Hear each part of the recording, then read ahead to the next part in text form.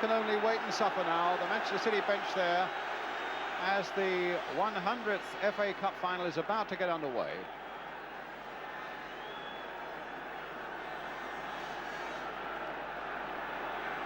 Referee just looking around, checking that are 11-11.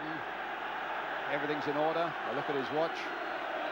And the 100th FA Cup final is now underway, with Spurs in the white shirts attacking the goal to our left. Manchester City in their all sky blue strip.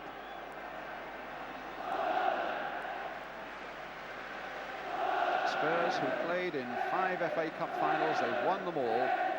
City, who played in 7 finals and won 4 of them. But that's all history. The cup is now about what happens in the next 90 minutes. Ray Ransom, grateful no doubt for an early touch of the ball with this throw for City. Gow coming towards him, the long ball there. Mackenzie beaten in the air by Hoddle, but Gow stabbing it there for McDonald, hitting it straight at Hoddle again. And that time it's Roberts getting it to Perriman. And Mackenzie getting in quick. McDonald here now for Bennett. Touch there nicely this time. And this will be the first touch for Milja Aleksic, Yugoslav father, English mother, and says, I'm a very nervous man by nature, and he'll be glad of an early touch.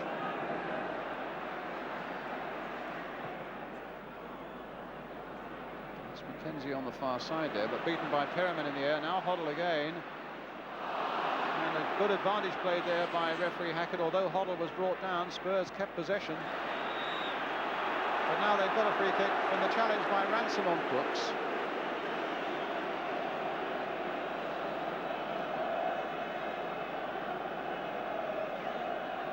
Well, certainly Manchester City are playing it like the cup final, because I'm not giving the Spurs players an injury room. And on this surface where you can slide through into things, they're doing it all the time. And they've got away with it quite a bit, but, you know, they're getting penalised now and again now. Ardiles to Perriman, floated there towards Roberts. That very nearly got under Corrigan's body. Well, Graham Roberts, who's only scored 1 goal this season, and that was in the cup against Exeter, got up so well. It was Perriman's little cross here, and for a moment it looked as though it was going to crawl or creep under the body of Corrigan, but he was down before Crooks could get in.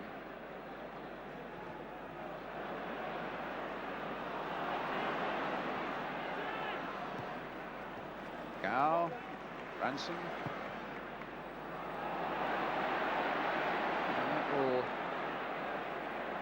just about get into the byline for a goal kick. Milja Aleksic, who has unhappy memories of cup ties against Manchester clubs, broke his jaw, of course, against Manchester United a season or so ago. Had the best luck with injuries, but he's here on the big day. Clayton, a good powerful header, very dominant, but just carrying a little too much to be of value. Halfway through the first half now, still no score.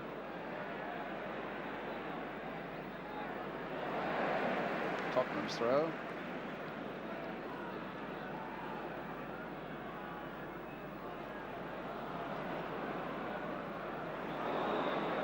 Yes, another free kick for Manchester City. That time the foul on Kevin Reeves by Steve Perriman, and a kick already taken. Paul Power released there, and Miller will need to stop him. He got it in there. Bennett, can he hit something on the turn? And that so nearly could have been the first goal there. A lovely piece of skill there by Dave Bennett, and unluckily for him, it cannoned off a Spurs defender behind for the corner. Power doing well as we wait for this corner. Bennett on the turn, and it's Roberts that he hits, and they were lucky there, Jack. Well, lucky. Paul Power did terrific. He saw 2 lovely dummies there. But when the ball came into the little coloured boy there, he turned on it the wrong way, I felt. He turned inside instead of out.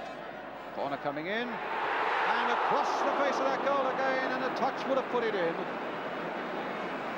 It was the fullback Robert McDonald who was right in there.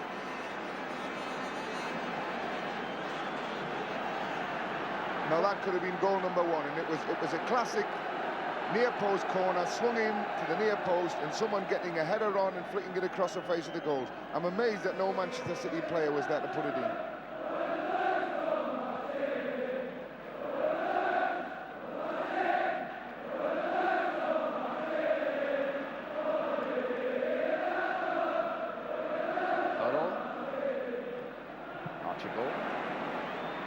Ardiles, a little overhead there. Will it reach Galvin? And a nice ball played there by Hugh for Tony Galvin. Oh, he's turned the ball. The shot! Pushed away by Corrigan. A fine piece of goalkeeping and a lovely piece of play by Tony Galvin. Well, a lot of people felt that he might be the unsung hero who could surprise them all. And the way he twisted and turned here as we wait again for that corner, and then hammered in that shot that Corrigan just pushed away for this corner here by Hoddle.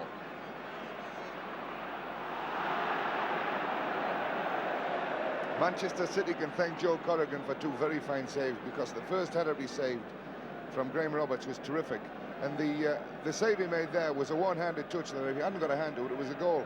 And, you know, quality goalkeeper, Joe, and he's proven his worth today. As John Bond was saying, that he didn't realise how good he was until he actually got to Manchester City and saw him on a day-to-day basis. And he's got a bit of experience behind him, Joe. 32 years old and first played here in a Wembley final in the League Cup in 1970. So well over 400 league games as well for Manchester City. Here's Houghton getting it back. Alexic keeping it in.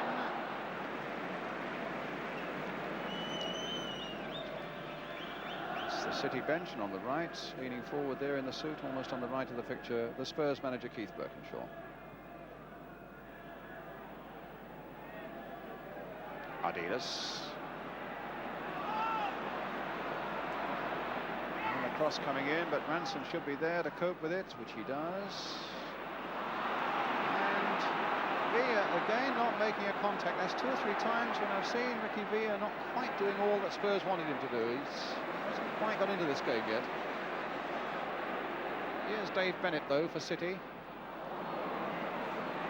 And here's Bennett again, showing a great piece of tenacity there. And a little bit of skill there. Now, can Reeves get this one back in? Well, Ranson might with an early ball, played in there. And a goal by Hutchison! And look at Corrigan celebrate. And it's sadness for Alexic.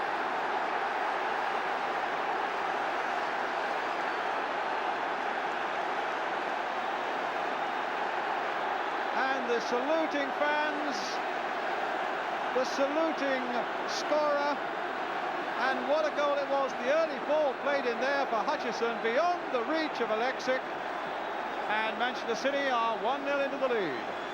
Tremendous goal.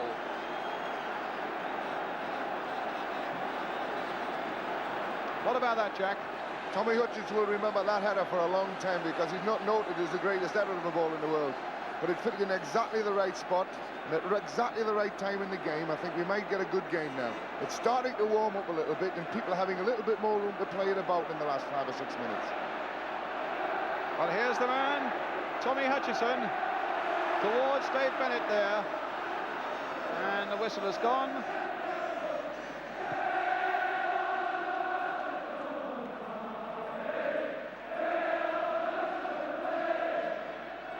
Out of play, and it's a throw to Tottenham. Manchester City seem to have the spare man across midfield, because Villa seems to be pushing up into a centre-forward position, and they're not winning enough ball in midfield to warrant this. Now, can Crooks get in there? No, he can't, because Corrigan has done his job again. Well, we had a graphic illustration there, not only of the speed of Garth Crooks, but the bravery there of Joe Corrigan. And I think Joe is calling for the trainer. He caught his hand there as Crooks went in. Well, let's look at it again. And I thought for a moment that Crooks might just get there, but Corrigan bravely at his feet. Well, I think you're wrong there, Brian. He was always second best. Joe was always going to win that one. But it makes you wonder, when Joe's in this mood, he's going to take some beating today.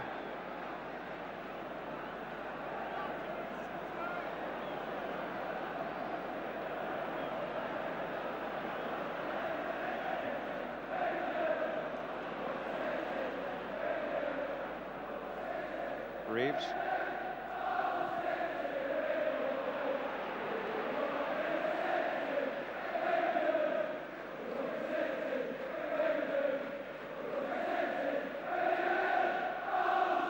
Nice forwards.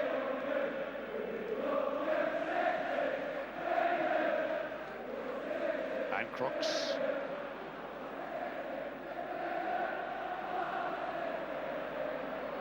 Now Archibald. Again an advantage played there by Keith Hackett. Now can Houghton get in there?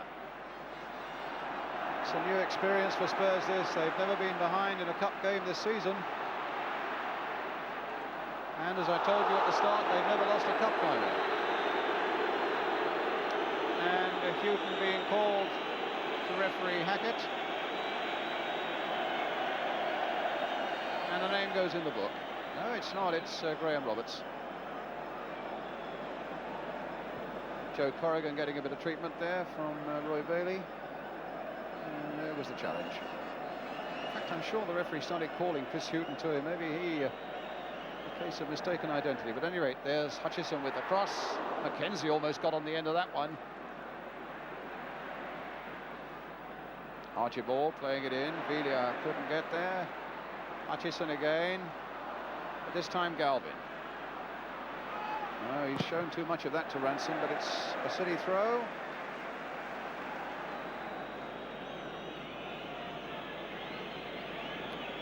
Roberts to Hobble. Floated again towards Crooks.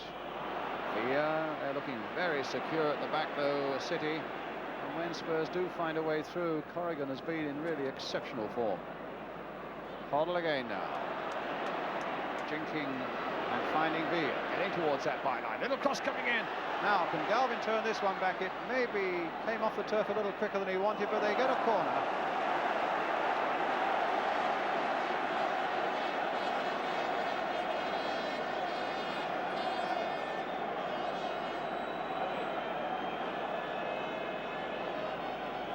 So Houghton.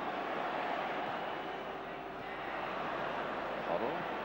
Flicked in there again. Can Archibald make something of this? It's Crooks in there. He's offside. Corrigan saved though again.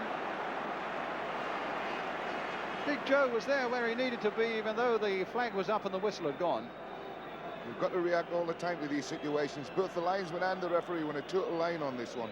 And they both gave it offside.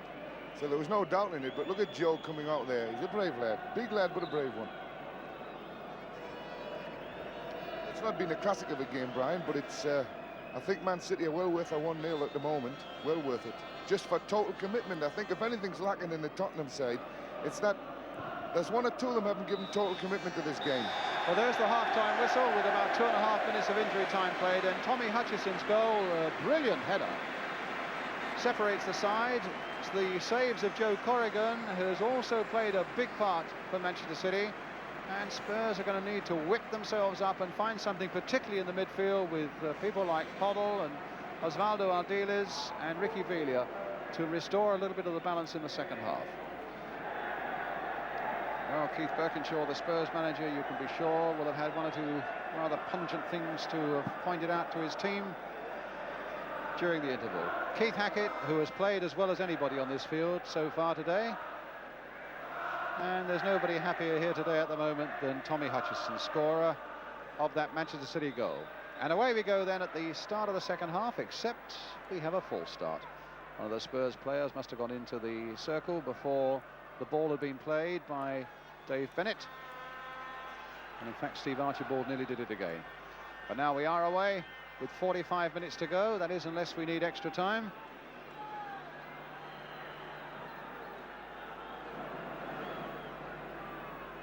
Reeves battling with Miller in the air. It's a terrific atmosphere here, as always, and it's the City fans who've got most to say at the moment.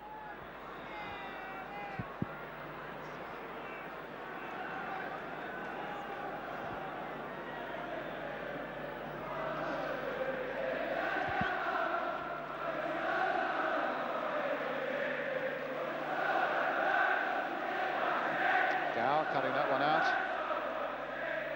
and here's Mackenzie, and now Tommy Caton. Perriman's header accurately down there for Hoddle. A little touch through there for Ricky Villa. Perriman again in for Villa, now for Hoddle, and a poor pass there by Hoddle straight to MacDonald, and Bennett went after that one, but it was Houghton who's whacked it forward. Here is Crooks versus Caton. It was Crooks who got the header in, but there's no trouble there for Manchester City.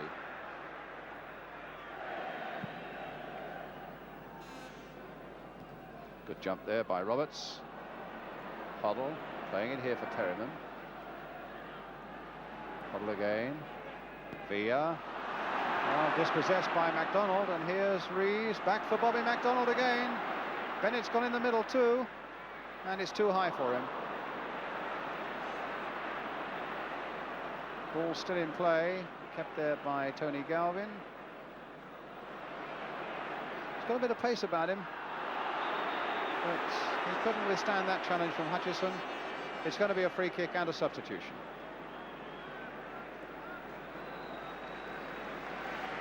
So Ricky Villa goes off. You've got to admire Manchester City, though. The tenacity in this game has been tremendous. And they've not played particularly well going forward, but they scored the goal, and the tenacity in winning the ball and doing the job right. They've held the balance across midfield. They've been by far the better team today. And Gary Brooke comes on then as the Tottenham substitute.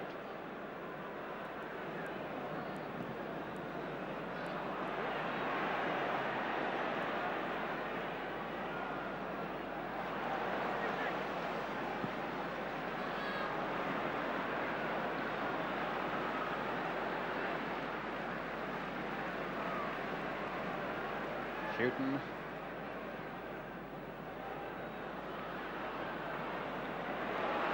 And now it's Mackenzie.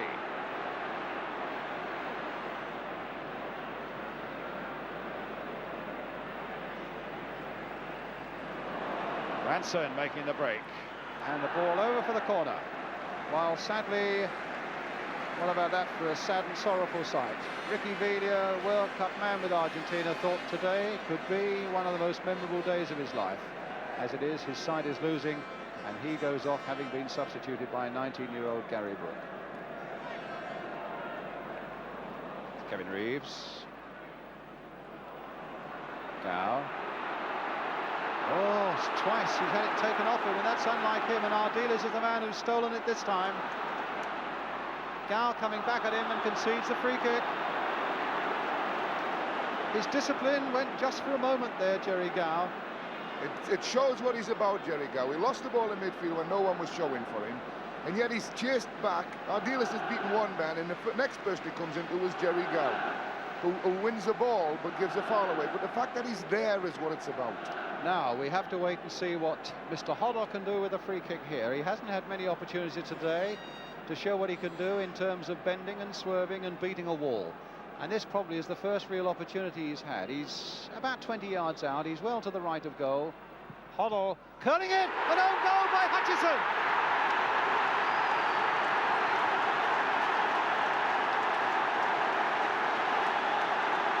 Hoddle's free kick, and Tommy Hutchison's own goal. He's down there with Joe Corrigan now.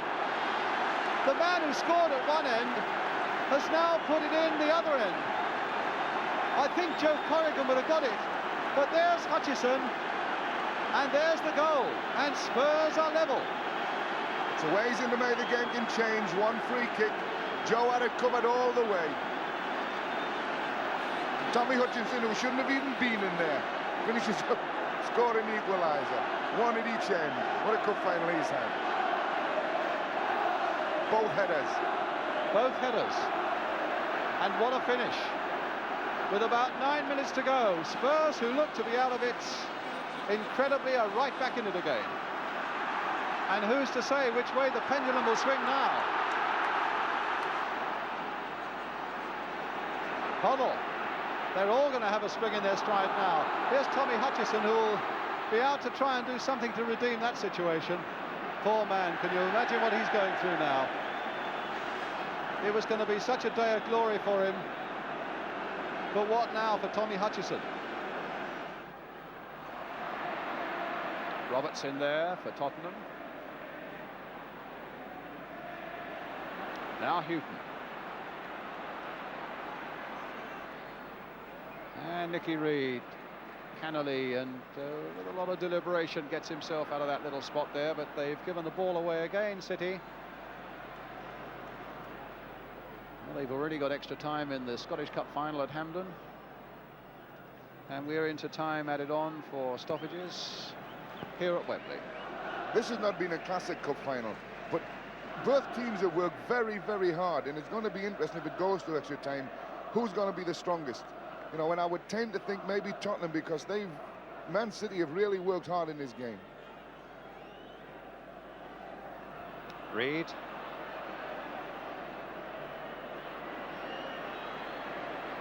Ransom.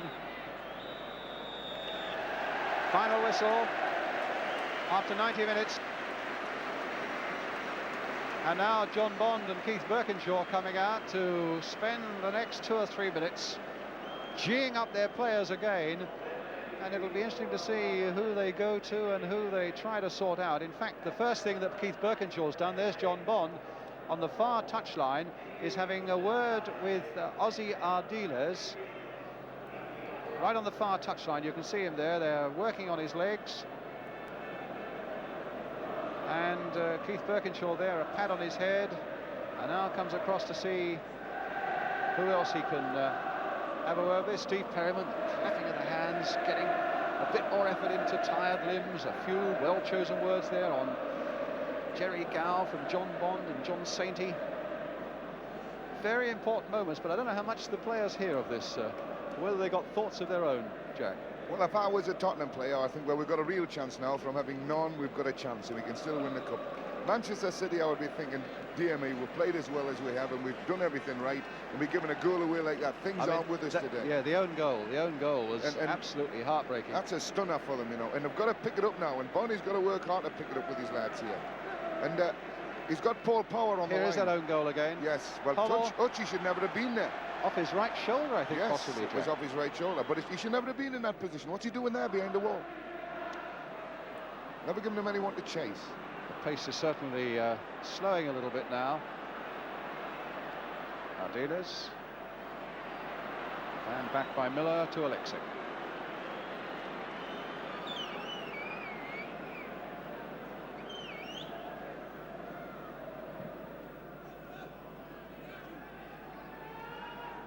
Crooks looked like a handball there. No, said the referee. And Crooks plays it here for Perryman, calling for the early ball. It got it too. Galvin's coming up on the far side. Oh, and it just went beyond the reach of both Brook and Archibald, but here's Hoddle. And played back wisely by Reeves to Joe Corrigan. Just show you how the game can change. A handball by Crooks there, a good cross by Perryman. Someone gets in at the far post with a header, and if it dropped kindly, Tottenham win the cup. It's amazing. Amazing game, this.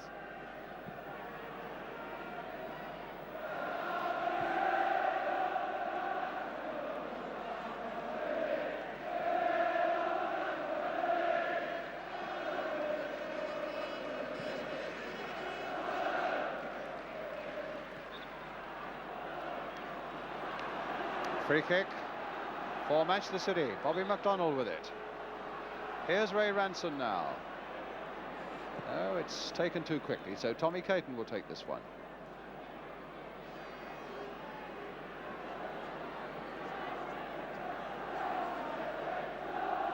Caton, a long ball forward. Chris Hughton back there for Tottenham.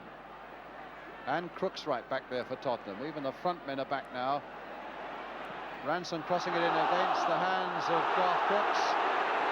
City fans weren't too happy with that. They felt the City should have had a free kick, but the ball, I think, was hit quite firmly against the hand. I don't think it was any question of the hand coming down to hit the ball. I've got to agree with you, Brian. I think he attacked the ball with his arms in the air, using them as a shield, and it was definitely a handball, and it should have been given. We're not agreeing about anything, are we, today? Not a lot today, Brian, not a lot. But it's a corner, we agree on that. To Manchester City, as we come to the last minute and a half of extra time.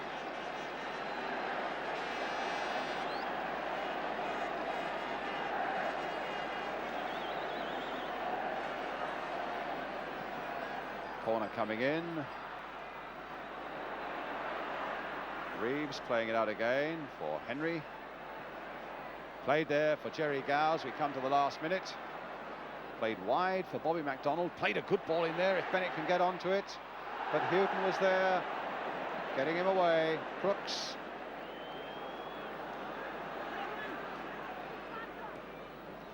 Looks as though we've got a real bonanza of football next week with the England-Brazil game on ITV on Tuesday, the Cup Winners' Cup final on Wednesday, a replay of this on Thursday, and Northern Ireland against England on Saturday.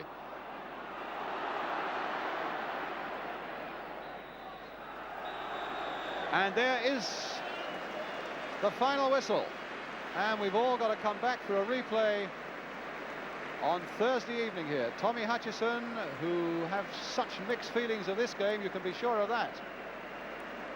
Ray Ranson and Garth Crooks there, and Hutchison, who scored for Manchester City, put through his own goal and then was substituted.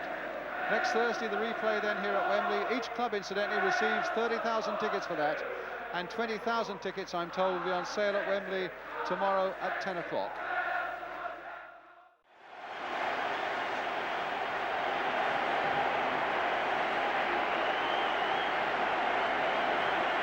Steve Perryman of Spurs and Paul Power of Manchester City leading out their sides for the first ever Wembley replay. There's only ever been one replay since the Cup came here in 1923, and that was in 1970 when Chelsea and Leeds drew here and took the replay to Old Trafford.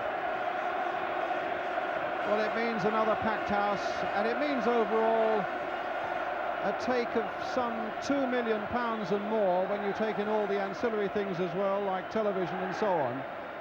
A massive payday, which of course is spread amongst all the clubs, but equally with a large slice of it going to the participating clubs, Spurs and Manchester City.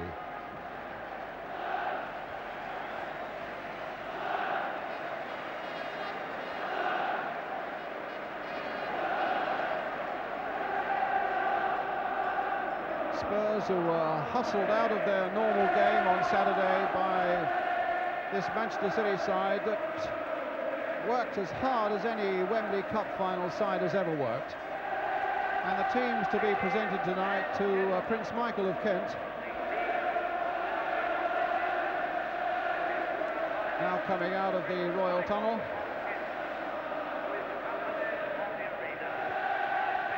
I think more at home on the winter slopes of bobsleighing and so on than the football grounds, but nonetheless a most welcome guest of honour. With Sir Harold Thompson on the right, Chairman of the FA, Mr. Ted Croker on the left, Secretary of the FA. And first, the national anthem.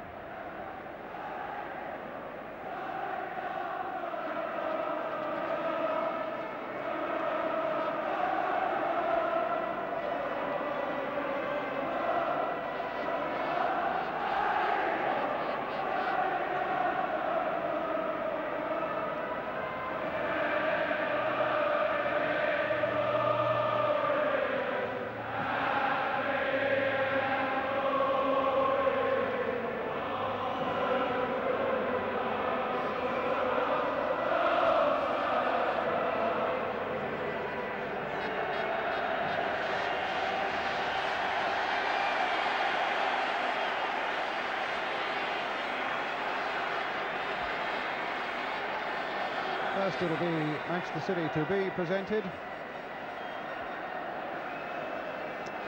This is Joe Corrigan, 6'4" of him.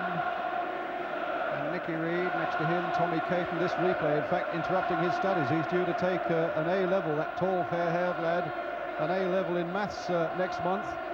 And the replay has got in the way of his studies. Next to him, another teenager, Steve McKenzie. 20-year-old Ray Ranson. Kevin Reeves, who, if we come to it at the end of this night, will be one of the penalty takers for Manchester City. David Bennett, who was in doubt because of a thigh injury right up to this morning. Bobby McDonald's there, and right in the centre of your picture now, the man who will always remember Wembley, scoring at both ends, Tommy Hutchison. Jerry Gow, who worked so feverishly in midfield for Manchester City throughout that game on Saturday. Dennis Stewart at the end of the line, the substitute, and the manager John Bond.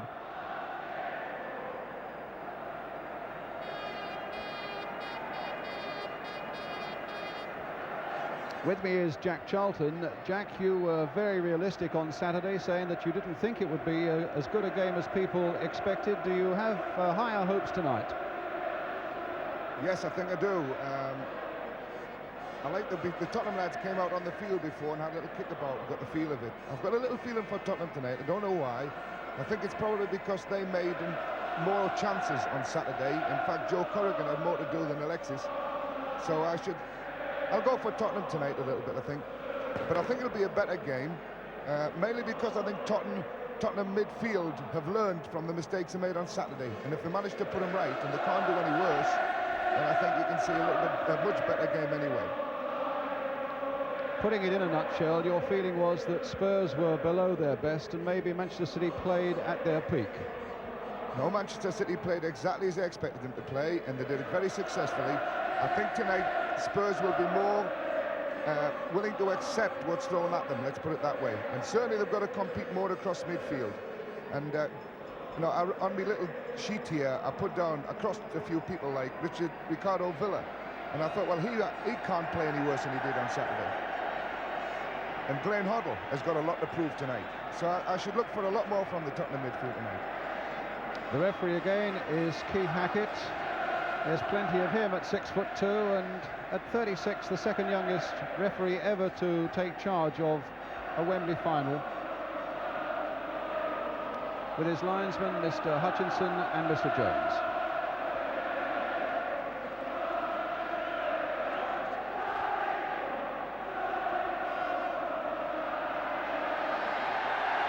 Well, the build-up on the ballyhoo was much restricted for this midweek replay than it was naturally for a game with so many people giving so much time and thought to it in the days leading up to it on a Saturday.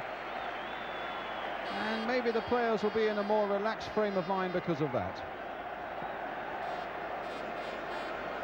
Well, let's check on the two sides. First of all, Manchester City with Joe Corrigan in goal. Number 2, Ray Ranson.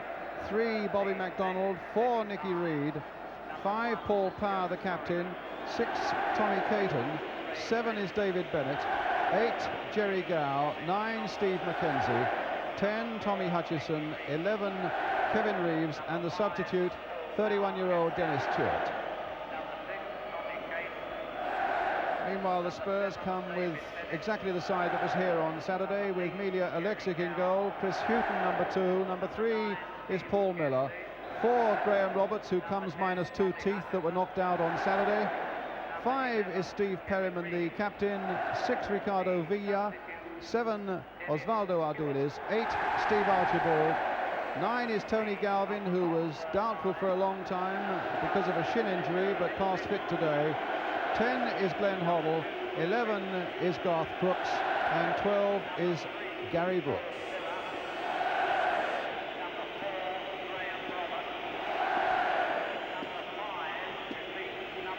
Well, the players will stay as they are. They've tossed up. It'll be Manchester City who defend the goal to our right. And Jack Charlton was making a point to me a little earlier on that Spurs might have a slight advantage there, because the goal in which Joe Corrigan is standing, it's in brilliant sunshine, and in fact there could be a little bit of trouble from Joe Corrigan and the sun, which will have gone down by the time Milja Alexic comes into that goal at the start of the second half. So if Spurs won the toss and decided to kick that way, it could have been a good toss to win. Well, Tommy Hutchison, there he is, doing exactly as he did before the start of the game on Saturday, having a word with Ray Ranson there, getting the young players going, calming them down, but making them aware of their responsibilities. Well, he in the end suffered such disappointment when he put through his own goal, but clearly it's not, he's lost none of his professionalism and is going about the job so well again tonight. Dennis Stewart, good memories of Wembley for him. He was in the Sunderland side that beat Leeds in 1973 and scored a spectacular overhead goal for Manchester City here against Newcastle in the League Cup in '76.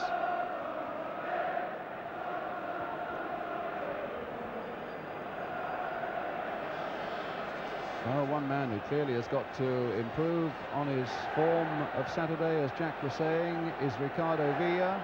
And he'll be aware that the Argentine manager Menotti is watching tonight's game not from Wembley as he did on Saturday, but from a hotel room in Paris where he's gone. And he'll be watching this one on television, because clearly people like Villa and Osvaldo Ardiles must be featuring in his plans with the '82 World Cup in mind. And Ardiles himself will want to play a lot better than he did on Saturday.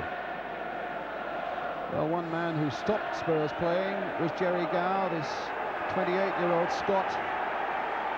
Such ferocious tackling from him, and an example to all around him, though. Well, it's going to be Manchester City then who get this replayed cup final away. And here we go again. City in the all strip of light blue, attacking the goal to our left. Spurs again, of course, in their white shirts, blue shorts.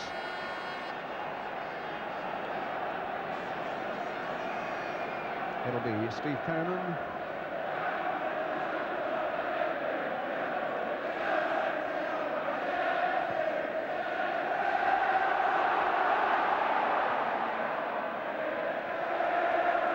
Another throw. A really buoyant atmosphere here at Wembley. Spurs with the throw. Crooks. Perryman. Ardiles. Holloway. Well, got away from McKenzie there. Little pass from Miller to Ardiles.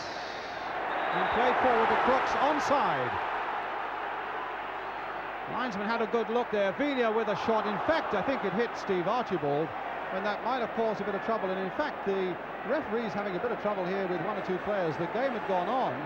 They were blissfully unaware of what had happened, but I think it's Jerry Gow, yes, who's being spoken to by referee Hackett, and that was for a challenge that was an unfair challenge on Osvaldo Ardiles.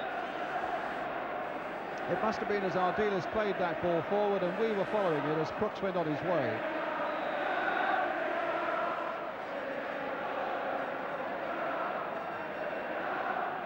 Well, it's a free kick then for Tottenham, taken by Paul Miller. High towards Ricky Villa. Galvin trying to get in there, and it's Caton who gets it away for City. Miller back to Emilia Alexic. Graham Roberts. Ooh, a bad ball there, straight to Gow. Reeves. Free kick.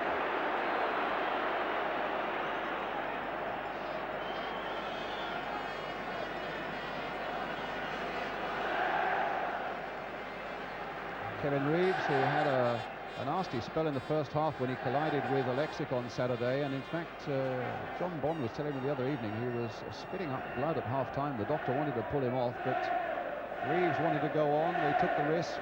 X-rays showed some bruising, and here he is again. Hutchison trying to get the better of Galvin, and a corner to Manchester City.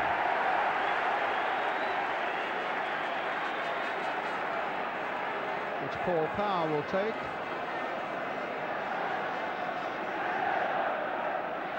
McDonald's in there, Bennett's in there, Hutchison at the near post, Caton, a menacing tall figure there at the near post for Manchester City, and he nearly got the back flick. McKenzie with a shot, booted away by Houghton.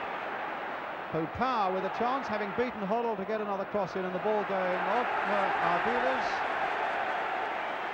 Behind for another City corner.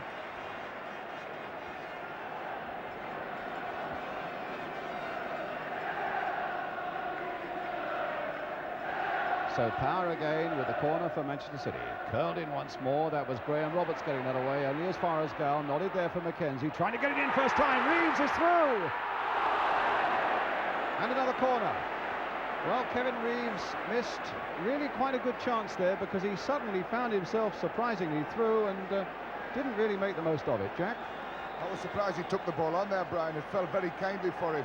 And he tried to run with the ball towards the goalkeeper and give them a chance to recover on it. I thought he might have had a little shot there, because it was a terrific chance. Here's the corner, taken by Power. Nodded back there by Hutchison, who didn't quite get a touch to it. Holloway getting it away. A long ball, only Archibald is up. And Nicky Reed did a good, sound, safe job there for Manchester City. Here's Villa. And now Galvin. That'll fall for Villa again, but Gow is there. And a throw to Tottenham.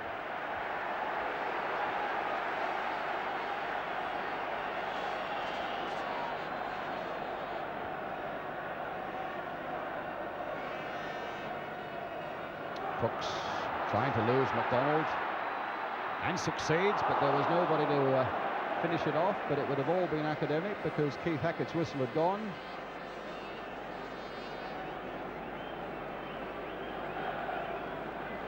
"21 goals this season for Garth Crooks, 3 of them in the cup." Well, just in this first 2 or 3 minutes, the pattern of the play seems to be that Manchester City are going to play exactly the way they played on Saturday, and that Tottenham's formation is exactly the way they played on Saturday. We'll have to see how it develops, because Villa has gone into the same position as we criticised him for on Saturday. Which is right up amongst the front runners. Villa, there he is. Hoddle. Oh, knocked in for Villa again.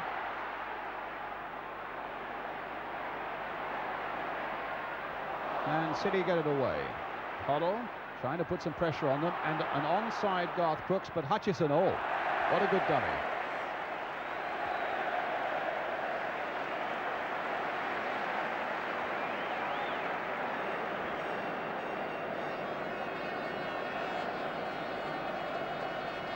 Houghton, and a foul by Reeves on Houghton, which will give Spurs a free kick.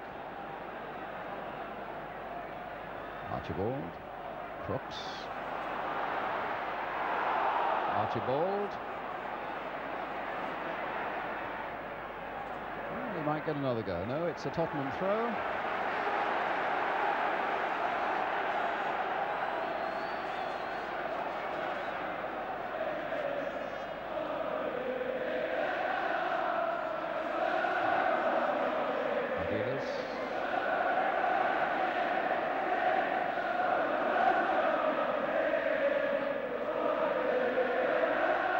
So Chris Houghton with the throw for Tottenham.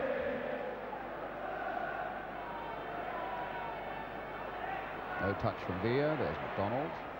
Another Tottenham throw. Ardiles. Oh, good play by Ardiles. Hurdling one challenge after another, getting a break. Archibald saved. Villa!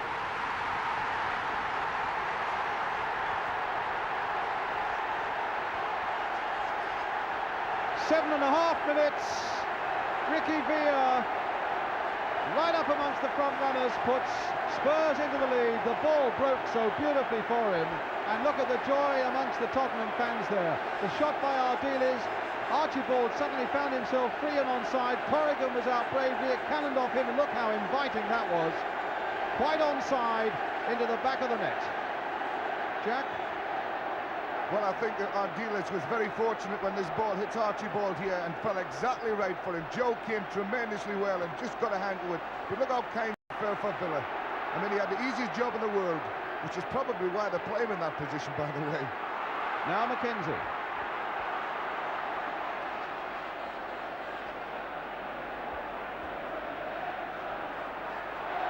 And Bennett couldn't quite get on the end of it.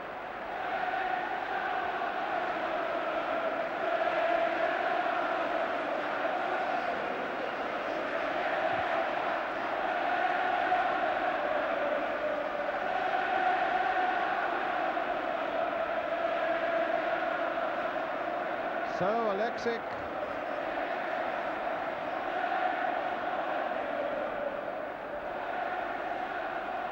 Hoddle, Villa, Houghton, and Caton.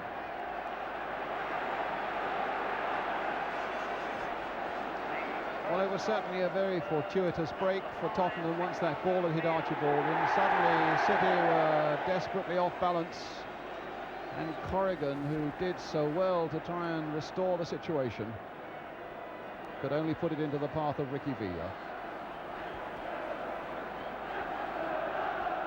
Villa's 5th goal of the season only, and just his 2nd in the cup.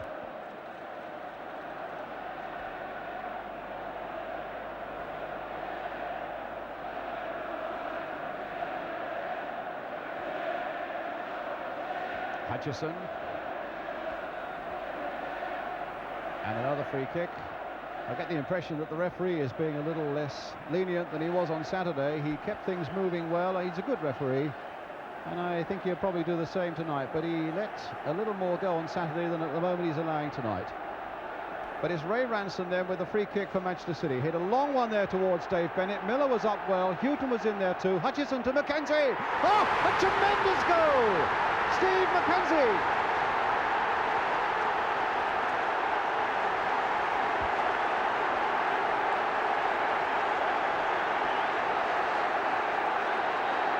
Well, the 100th cup final has been graced by a goal as good as any, I would think, in those 100 cup finals.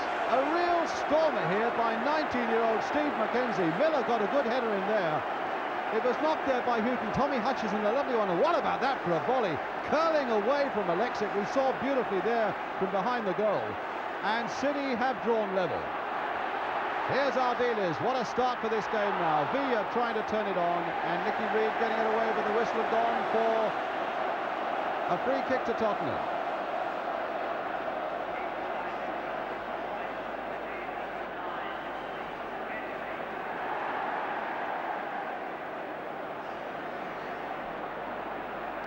Well, Ardiles behind it, Hoddle behind it, and plenty in the City wall.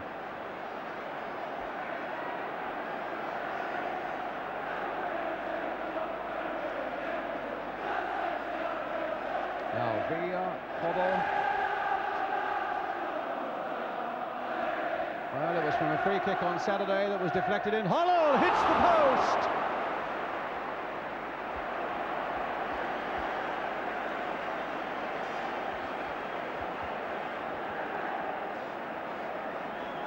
Well, he's absolutely devastating from those free kicks, Glenn Hoddle. Curled it there. Corrigan dived in despair, but the post saved him.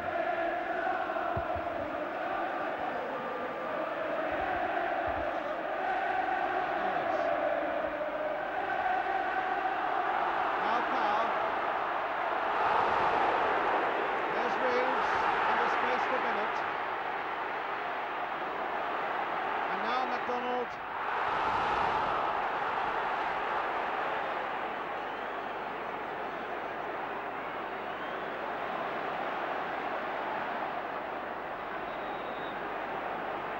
Foul and a free kick to Tottenham. Ardiles. And Caton was very positive indeed there. Bennett. Power offside against Mackenzie. Or rather Reeves.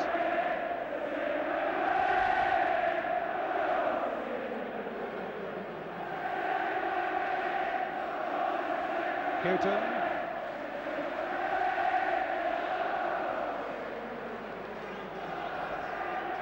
Well, we're getting our breath back, Jack, after that tremendous start. What about the Mackenzie goal? Yeah, Tommy Hutchinson made it. It was a beautiful little header across the face of the goals. It was perfect, and it was ideal to volley, and the boy couldn't have done it any better. Magnificent volley for a great goal. McDonald getting that header away. Reed getting in bravely against Villa. The game allowed to go on with City in possession, and here's Paul Power, their captain. Stopped by Hoddle. There's an interesting ball. No, it certainly would have been if it had just cleared Nicky Reed. Villa, who's looking a totally different player today. Perryman, cross coming in there towards Crooks, and Ray Ranson getting that one away. Hoddle. Perryman.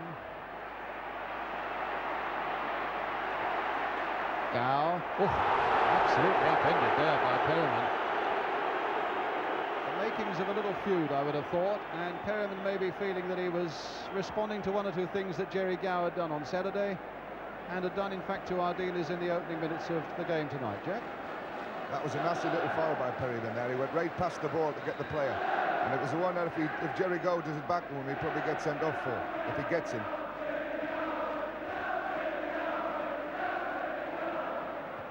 Power going in with a header. The score still standing at 1-1, and Roberts back. Just come in from work with a quarter of an hour gone. The score is Manchester City 1, Spurs 1, with Mackenzie getting a beautiful volley for Manchester City after Villa had put Tottenham ahead. The goals after 7 and 10 minutes. Hutchison. Reeves. It's Perryman. Archibald's after it. Caton's with him.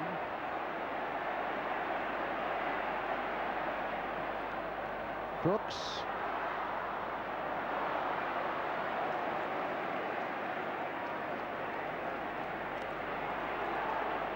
That gave Miller his chance to get in. Caton, though. MacDonald. Adidas. Holding off Mackenzie. And Galvin on the far side. Roberts planting it wide there for Houghton, and he couldn't keep it in play. It's a throw to City.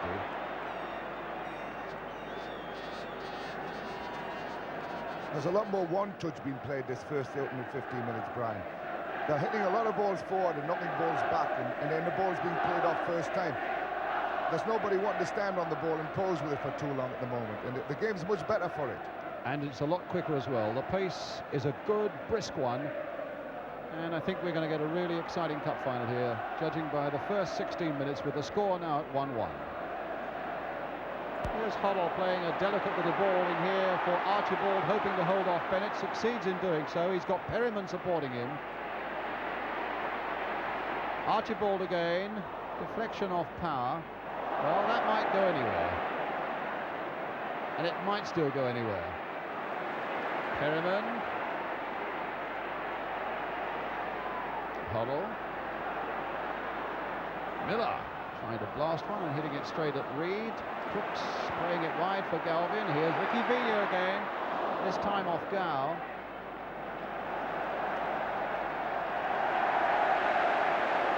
And a Tottenham corner. It's much more difficult to pick people up, you know, and to keep the ball moving, and it makes for a much more faster and much more open game, and I hope it continues as it is. Well, here's the Tottenham corner.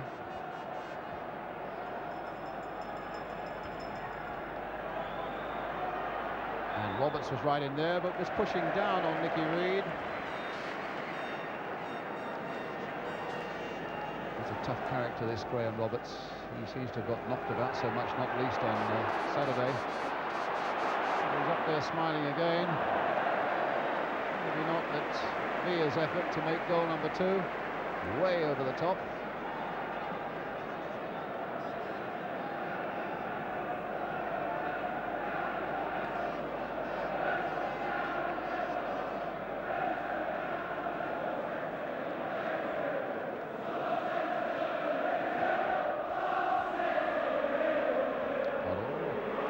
Martinez's head, actually. That was a bad break for Tottenham. Power playing it wide. Bennett here, and the flag's up on this side for an offside.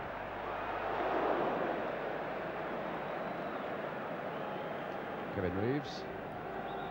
In a way, I feel a bit sorry for the Spurs goalkeeper, Milija Alexic. He had so little to do on Saturday except pull the ball out of the net after a blinding header from Tommy Hutchison, and there was really nothing the poor man could have done with Mackenzie's shot tonight.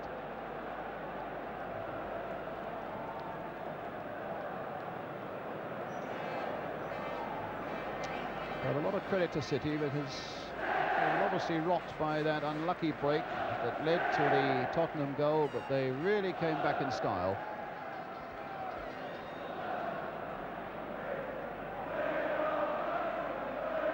Hutchison.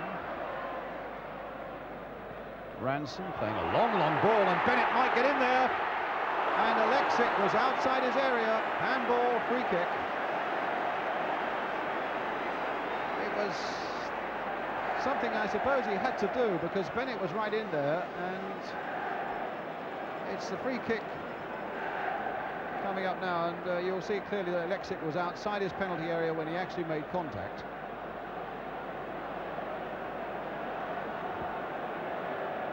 Now let's see what City can do. Hoddle's already hit a post from a free kick in this sort of position. They've got Mackenzie. Power, of course, is their free kick specialist. Although McDonald is looking a little menacing there, and the other man is Steve Mackenzie, actually on the ball.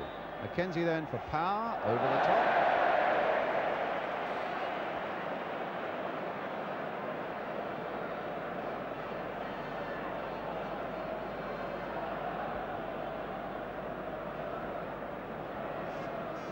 Paul Power, in fact, has scored in every round of this cup run except the 5th.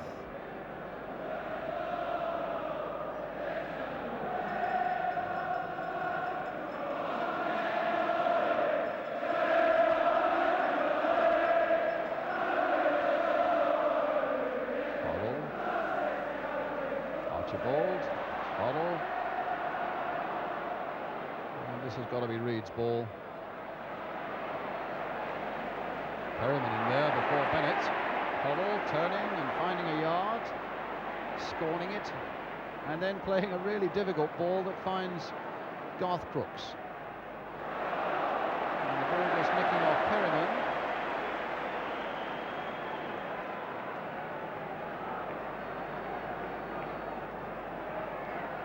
Notice Jerry Gow there having a word with Steve Perryman. They've had a couple of clashes already this evening. A few words exchanged between them there. Hoddle in there challenging Bennett.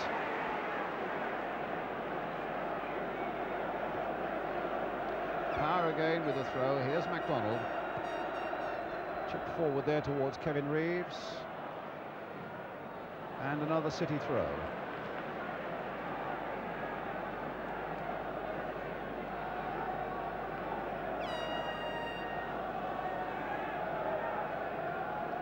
It's going to be Paul Power with the throw for City.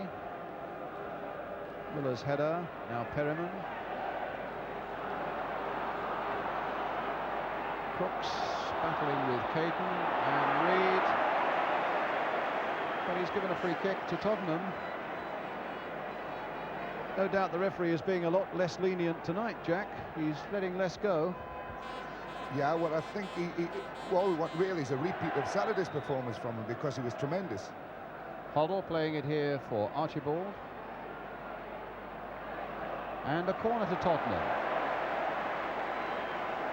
McDonald, I think, a little bit surprised at that decision, but Keith Hackett, the referee, was well enough placed to see that it was the right decision, and now Joe Corrigan's got to do a bit of sorting out. Ray Ranson, it is at the back post. The ball played in there quickly towards Perryman, in fact. Martinez. Now Ricky Villa. Little chip in there towards Roberts, who'd come up quickly from the back. Gow, now Hoddle. Gow losing it just for a moment. And that'll fall again for Perryman. Spinning viciously, though. Hutchison. The long ball forward, but straight for Chris Hughton. And an offside against Garth Crooks.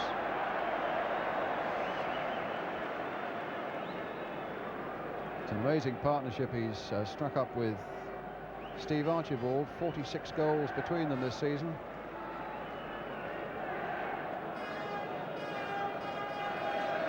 So it's a free kick, which Nicky Reed will take.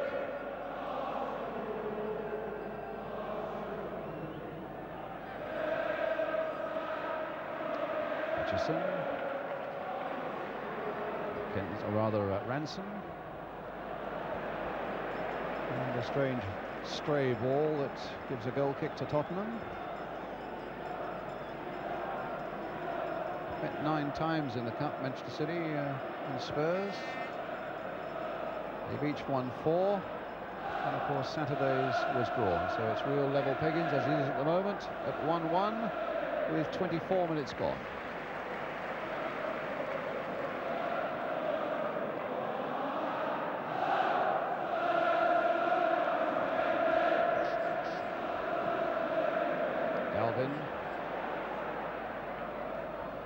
for Houghton.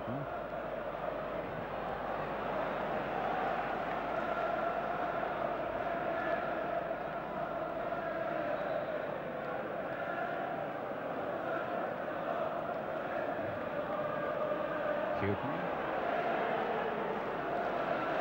Now Paul Miller. Perryman. Follow. Straight to MacDonald.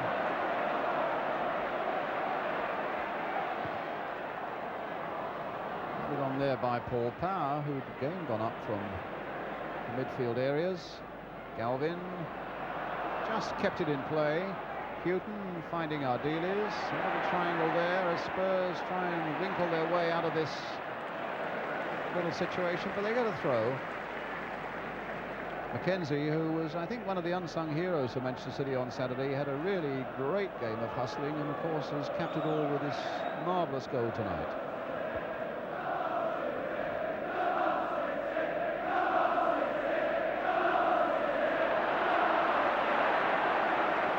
And the referee giving a free kick to Manchester City.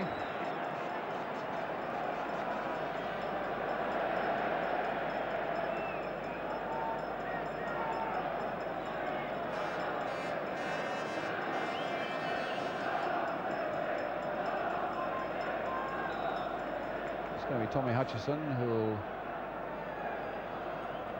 curl it in there towards Kevin Reeves. A nice backward header, and Brooks it was who had to put it away for the corner, but those little flick-ons from that near post areas are always going to throw a defence on the wrong foot, and Spurs were certainly wrong-footed then when Kevin Reeves back-headed there. They could have been in trouble until Brooks took the initiative.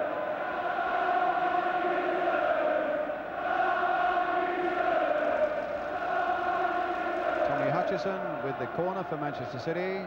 Caton's right in there. Ardiles not getting it away. Mackenzie just a little cushion header there for Gow. Hutchison in a lot of space here, now closed by Hoddle. Ardiles takes possession and slips it past Jerry Gow, but here's Hutchison again. Gow, Roberts to Perryman. Mackenzie, ooh, look at that, what a giveaway by Mackenzie to Archibald of all people with Galvin outside him. But Ranson came to the young man's rescue, except that the ball has now gone to Galvin. Archibald, all of Manchester City's making this at the moment, these problem moments for them, and then the back heel goes to Jerry Gow. But here's Archibald again. Archibald. Coming now for Miller.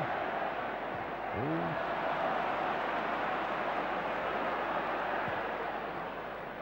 Villa, the back heel. And just as it didn't come off for Ardiles a moment ago, it didn't come off for Villa either. But it certainly did come off once or twice for the Brazilians on Tuesday night here. Well, the referee watching very closely everything Jerry Gow does, and I think if anything he was maybe a little unfortunate there. Ardiles bumped into him, but the referee was taking no chances. He's given a free kick to Tottenham. Ardiles with it, Villa with the back header, Ranson with the header there for Manchester City, Galvin, Archibald, and in the end it was Nicky Reed who had to get in there. And they're giving Ray Ranson a little bit of stick, these City defenders. They felt that Ranson should have got that away a little more effectively than he did. So it's a corner for Tottenham. Tony Galvin with it. He's had this problem with a shin injury.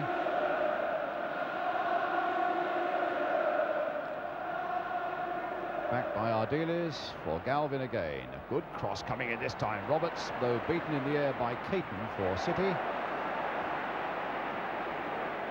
And we're coming up to the half-hour mark, and again, for those of you just in from work, the score is 1-1, with Ricky Villa having put Tottenham ahead after 7 minutes, and then Steve Mackenzie, a really spectacular volley 3 minutes later to make it 1-1.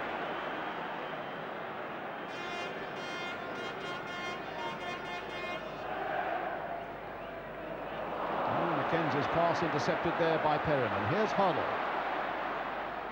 Trying to find Crooks. It'll come for Villa. A shot! Oh, and Corrigan almost made a mess of that one, and Archibald couldn't get in. Whether that was moving in the air a lot is hard to say, but Corrigan very nearly let that one go through. So the corner now coming up, which Perryman is going to take.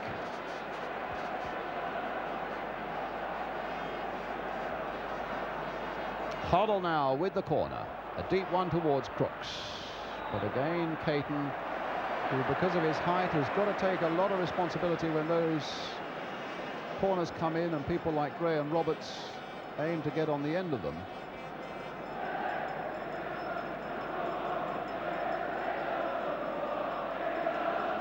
Didn't quite make out what Joe Corrigan was about there, Jack. Was it moving in the air a bit from Villa, do you think? I don't think Joe knew what was happening with the ball as it came at him. It seemed to move in the air a little bit there. I think Joe missed it. I'm not sure, but I thought it hit him in the face. Certainly it looked as if it was going to beat him. Ardiles getting a bit of bite in his challenge there and beating Bennett, finding Archibald. Hoddle. Towards Crooks. Nicky Reed. Hutchison. Kevin Reeves. For Nicky Reed again. Hoddle. A little touch for Ardiles. Back again for Hoddle. Very dainty, very pretty, very effective in the end because Villa now can spread it wide here and Perryman just keeps it in. Ardiles for Perryman again. Playing his 598th game for Tottenham tonight, Steve Perryman. Graham Roberts, Paul Miller. And again a long ball forward there. Caton again winning it in the air, but not as effectively as he has done in the past. And here's Ardiles, the good challenge by McDonald. Hoddle now spreading it right, and that time it was Ray Ranson who got in to get it away for City. So Tottenham's throw, their skipper taking it.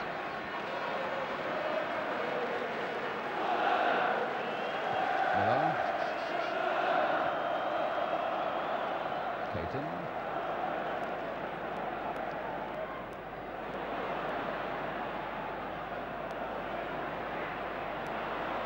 Caton. Played there for Villa. It's going to be a City ball. Jerry Gow.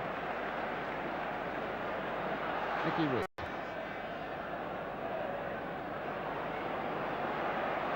Ardiles made nothing of that. And here's Kevin Reeves leading the charge for City. Stumbling, picking himself up again, looking to see who's on. Paul Power trying to get it inside the fullback for Bennett, but Bennett was back on his heels. But in fairness, I don't think even if he'd been sprinting forward, he would have got that ball from Paul Power.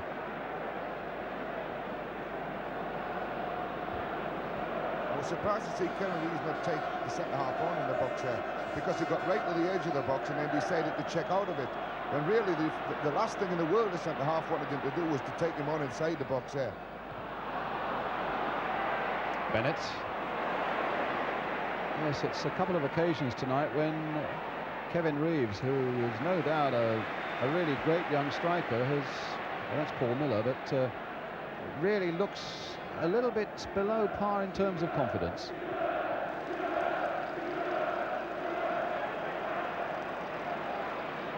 Villa. Hutchison. Reeves. Ranson. Played in again for Reeves, but put away by Miller, but only as far as Gow. Ranson again with the cross coming in there. Bennett. And Hoddle.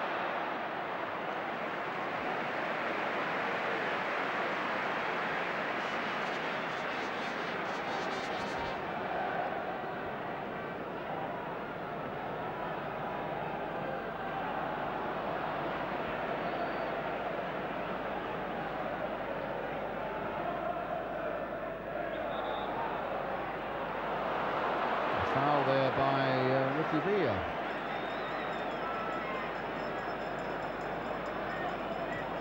McDonald. Houghton.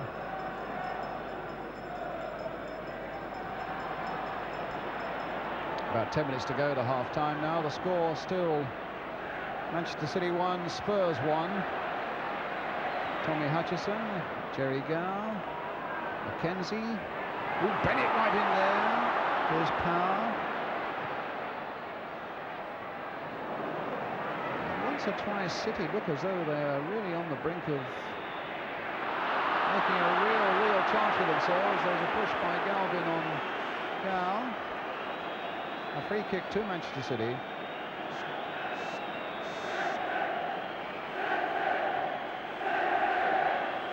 City at the moment, it seems to me, just suffering for the want of one of their front runners taking the ultimate responsibility of having a whack at goal. But let's see what happens with this one as Hutchison curls it in there and off the top of Reeves' head. The pattern of City's free kicks and corner kicks has been pretty well consistent. They're playing the ball, everyone swinging away from the goals, and mainly looking for a touch-on from corner kicks at the near post. But like that one there, swinging out into the edge of the 6-yard box for a contact header. And they've nearly got away with it 2 or 3 times. It's a case of the people coming in, timing it a bit better. But if I had to put my money on anyone scoring a goal tonight from a cross, I would put it on Graham Roberts, the centre-back, because he's finding a lot of room and only Tommy Caton picking him up at the far post. But here's Hoddle. Well, certainly Roberts has looked menacing every time he's come forward, and yet surprisingly he scored only 1 goal this season. That was in the Cup, though, against Exeter City.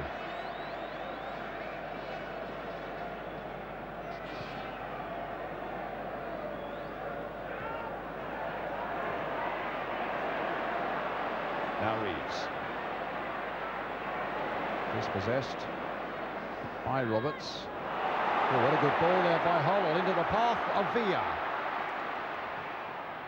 And in fact, Corrigan saves and they concede a corner, which will be a disappointment to Joe, because I don't think the ball was going in any case. It would have gone into the side netting, and Spurs get themselves a corner. Hoddle will take it. Graham Roberts has come up again from the back on the far side, and maybe Hoddle will be looking for him now. Miller's up there as well. That's a deep one towards Graham Roberts, in fact, and he got the header in. Gow getting it away.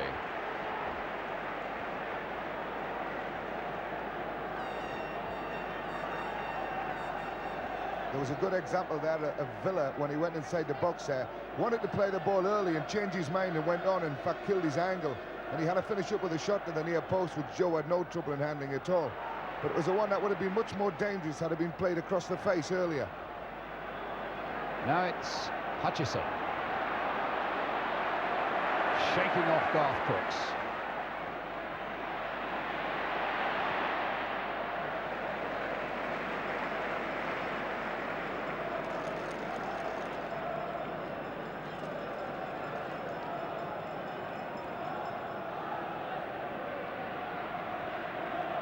Ranson, Gow, a deep cross there onto the roof of the netting, goal kick.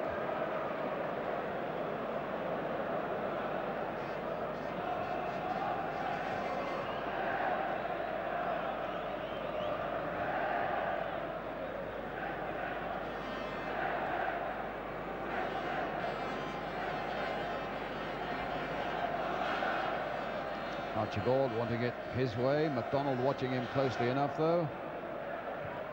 And in fact, it was Bennett's header that denied Archibald. Ardiles. And that's going to be a throw to Tottenham. Galvin to Crooks. Now Villa. Getting to the byline. Good skill on the ground there. Crooks with the shot. Now that was precisely, if Villa had done that a moment before when he was attacking the goal from the other side, then Spurs might have been in business, but he showed really good control on the ground. But he did well there, because when he got past here, he has a look and he sees there's nobody in the middle of the goals at all, so it's no point in playing it there. And he laid the ball back to Gareth Crooks, who put it over the bar. I thought Gareth Crooks might have turned inside with it there as well.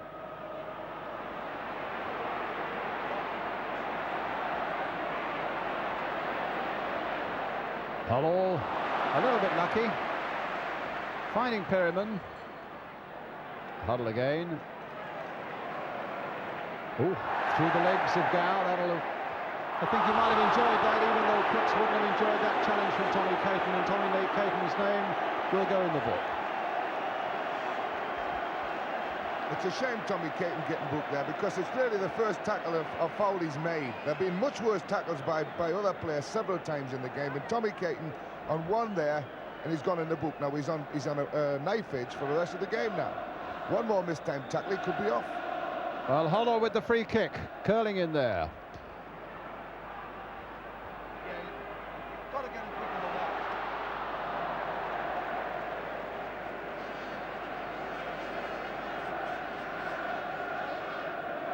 So it's a goal kick for Manchester City.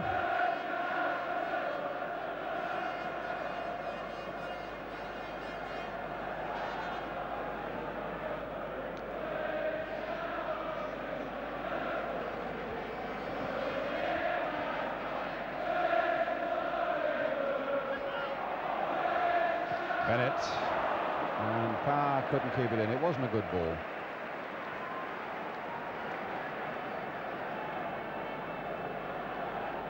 So Spurs will get a throw.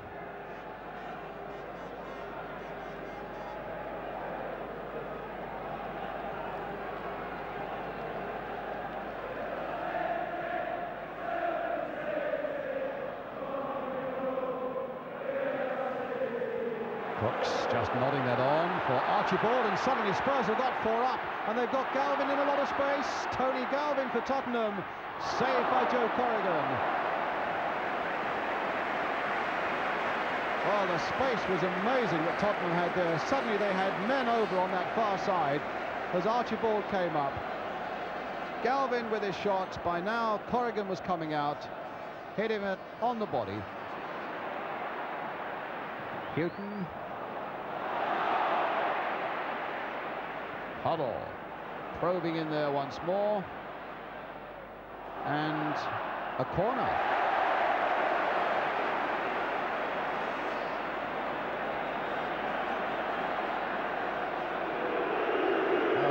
Just kicked the ball away. It's not a corner. In fact, it's a free kick to Manchester City. You wanted to make a point a moment ago, Jack. I was just going to say that when Tony Galvin went onto that ball there, he took the ball just a yard too far to his left and made his angle to beat Joe Corrigan just that 2 yards wider. You know, if he'd have taken the ball more square and inside the fullback, he probably would have done much better with it. Houghton playing it forward. Caton winning it in the air. The last 3 minutes of the first half. Perriman, Hoddle, a lovely drag back. Roberts.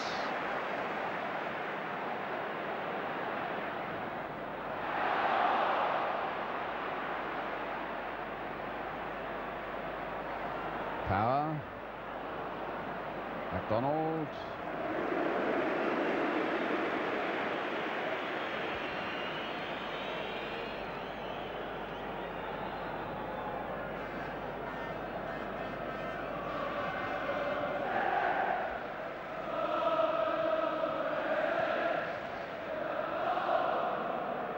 MacDonald. And back by Miller.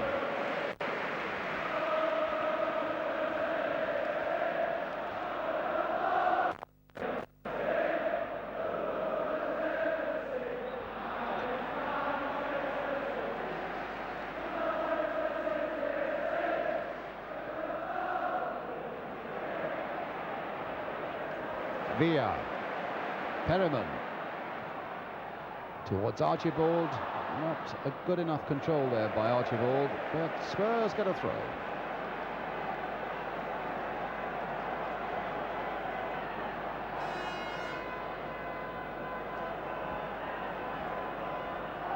Huddle. That's a goal kick. Well, about a minute to go to half-time. A summing up of the first 44 minutes, Jack? Well, after the first initial 15 minutes, which were tremendous, and we had the 2 goals, I think the game settled into more of the pattern that we had last Saturday, where the people have operated in the same areas. Maybe Glenn Hoddle has probably done a little bit better than he did on Saturday. Certainly the only quality balls played in the game have all been by him. Well, here's Ardiles bursting through again, but in the end showing too much of it to Nicky Reed, who in a quiet way has had a really excellent first half at the back for Manchester City.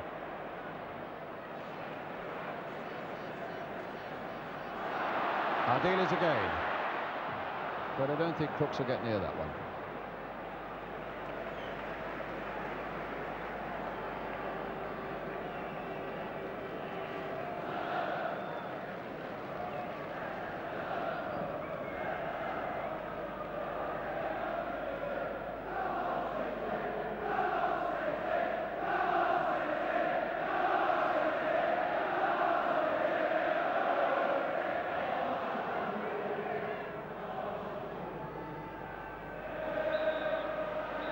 And the half-time whistle. Well, an absorbing first half and a better one than we had on Saturday, with Ricky Villa having put Spurs ahead in a blistering start with a goal after 7 minutes after it had fallen so neatly for him, and then a real cracker of a goal, but equalised just 3 minutes later by Steve McKenzie for Manchester City. Well, Spurs came out of that tunnel as though they really meant business at the start of the second half, with the bandsman still there from the Royal Marines, and Glenn Hoddle offering something that the trombone man had dropped along the way. But as the panel of Ian St John and Jimmy Greaves were saying at half-time, Hoddle is having a much better game tonight than he'd had. Something else that they dropped as well, and that Mr. Hoddle had picked up for them. And if Spurs continue to operate in midfield in the way they've done in the first half, with Ardiles looking much sharper and certainly Villa, those two Argentinians, looking that much better in this second half, then there could be problems for Manchester City. Well, the cigar is going well for the City manager John Bond, and when you think that soon after he joined them in October they lost a game to Birmingham City and found themselves at the bottom of the first division, here they are at Wembley in a final making a lot of money. Well, if anybody's entitled to a cigar, it's John.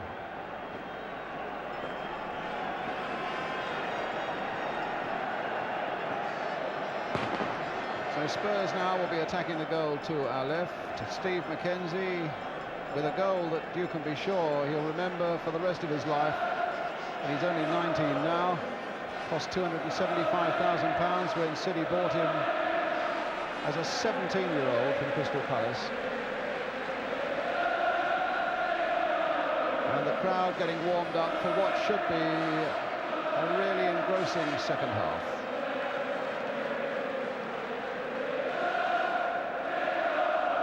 Crooks and Archibald, the men who between them have scored 46 times this season, getting Spurs underway at the start of the second half. Galvin hitting the ball straight back at his defenders. And here's Hutchison. Played inside again there, and it was Reeves hitting it first time, but not really getting a solid connection. MacDonald.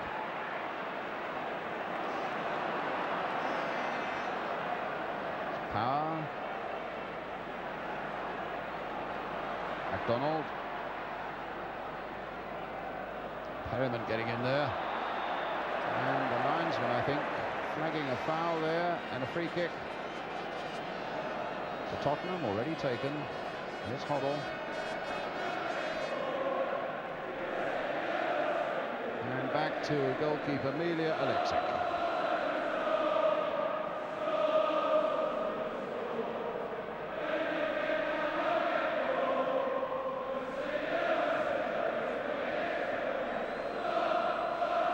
Crooks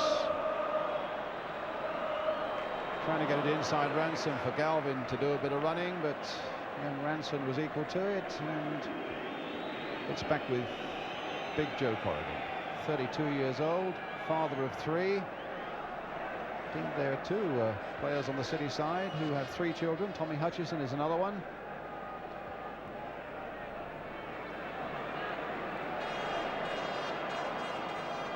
It's a throw to Spurs. Here, and a little bit of space. Ardiles, a lot of space on this left-hand side for Galvin. Here he is. That's a good cross there. Archibald coming in on it, and Bobby MacDonald just getting up there, nicking it off the head of the Scotsman, behind for the corner to Tottenham. Graham Roberts coming up again, the number 4 from the back. And Jack Charlton, you can see him there on the edge of the box. Jack Charlton was telling me at half-time that it's noticeable the way that Caton stands off him, and it gives Roberts the chance to make a run, and that could represent a danger for... Well, there's a bird on the pitch, and they're trying to get it off.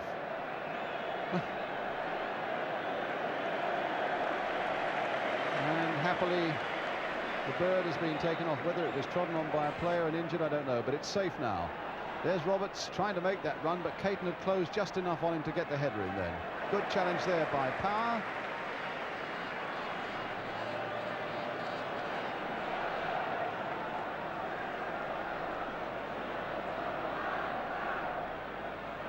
Calvin.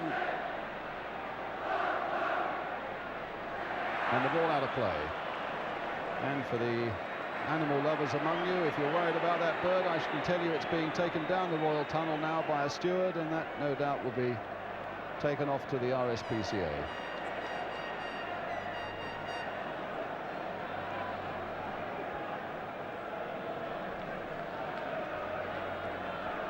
That's out of play.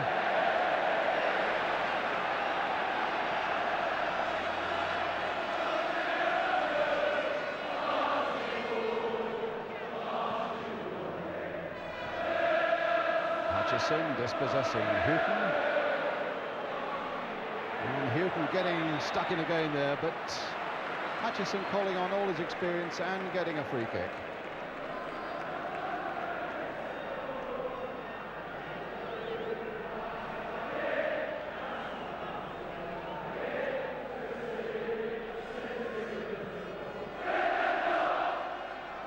Flicked on there by Reeves for Bennett, and a penalty! Bennett brought down, the penalty given. That looked a bit tough to me, Jack. That was total nonsense, total nonsense. The boy's committed to playing the ball, which he did. Bennett went the long way round, and in fact went over nothing. Went over nothing. Just watch it here. He didn't even play the ball. Bennett's just gone the long way round and can't make it. Well, the penalty's been given. And it's there by Reeves, and City are in the lead.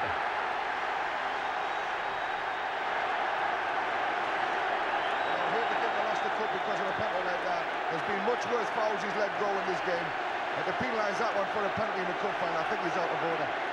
But then again, we'll have to wait and see now, because that's the first time Kevin Reeves has done anything right in the game up to now. Well, the penalty was beautifully tucked away.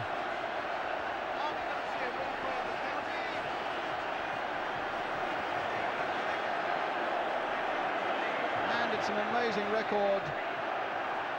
That's 5 penalties in Wembley Cup final history. All of them scored, the last one away back in 1962. And that, ironically enough, was scored by Spurs against Burnley by Danny Blanchflower.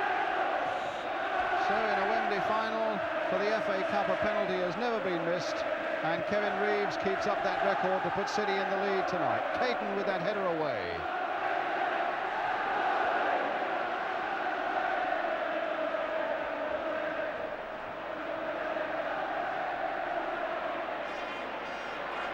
Well, a penalty that Jack Charlton described as total nonsense, and he's still waving his arms about. He can't believe it. I'm just looking at a foul on Tommy Hutchinson there that he allowed to play on. You know, I mean, that was more of a push on Tommy Hutchinson than it was in the box for the penalty. You know, I'm very disappointed in the referee over that, because I think he'll too important a game for that sort of a decision. But now here's Crooks for Tottenham, and Villa, and the ball knocked away. Here's Houghton, and a free kick now for Tottenham. Ray Ranson going across, and his name goes in the book, and that certainly is the first challenge that Ranson has made. And referee Keith Hackett, who had a brilliant game on Saturday, could be in danger of, unless he's very careful, of losing a bit of control here tonight. I thought Kevin Reeves And he has made a few tackles tonight like that, and he has got away with 1 or 2, and the referee has spoken to him a couple of times. Where Tommy Caton got booked, that was the first one. He's got away with 2 or 3 rants, and then that one probably justified a booking. I couldn't understand what the 2 Tottenham lads were rushing in there trying to cause problems for, both the Argentinians, because they were only going to get themselves into trouble by doing that. Well, John Bond sits back with John Benson and John Sainty alongside him, his backroom men, finding themselves in the lead again in an FA Cup final, just as they were on Saturday until Tommy Hutchison found things going wrong for him. Well, it's Tommy Caton who's getting some treatment at the moment.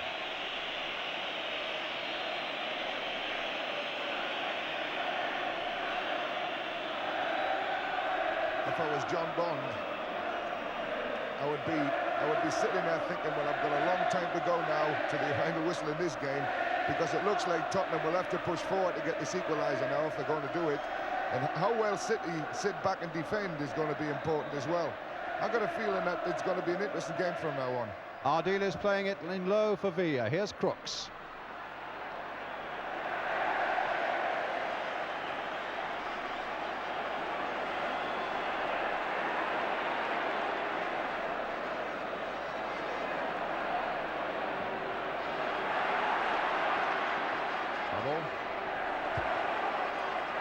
And the throw going Tottenham's way.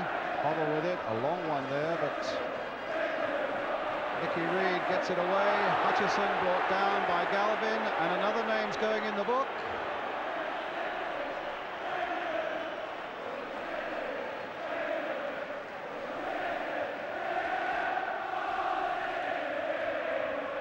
What about this, Jack? Well, I thought it was a foul. He's reaching for the ball. I think he really knew he was never going to get it. It's unfortunate. There's a few of those tackles that put him into the game now. And it's a sad reflection on the game, because it's been pretty clean and open up to now, both games.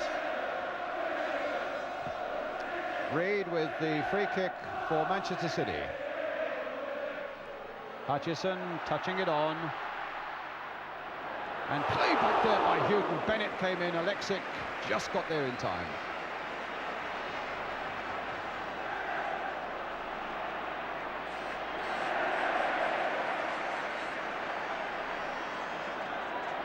Well, it was a back pass that had an element of risk about it, but Alexic was there.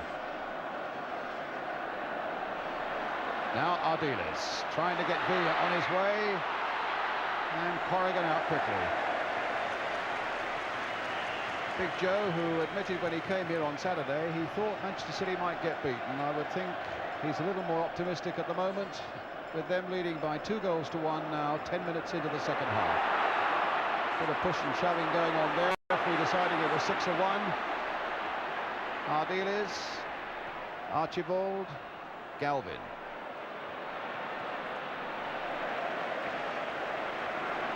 I've been a bit disappointed in Galvin. He's not shown anything in this game at all. Last Saturday we thought he might be the man of the match, you know, and before the game, and he did nothing. Today he's done very little again. Ardiles finding Hoddle. That's a good shot! Tipped away by Corrigan. That's 2 shots Joe's had at him, and both times he didn't know very much about it. That one looked as if it was swerving and hit him on the arm. Corner already taken. Corrigan getting it away. Houghton playing it in. Roberts right in there again. Archibald. Oh, they cannoned away there off Bobby MacDonald. And in the end, it's Nicky Reed who gets it away for Manchester City. Archibald complaining to the referee that was a handball by MacDonald, and Archibald being called to Keith Hackett, and he might be the next player to go in the book. Obviously for something he said.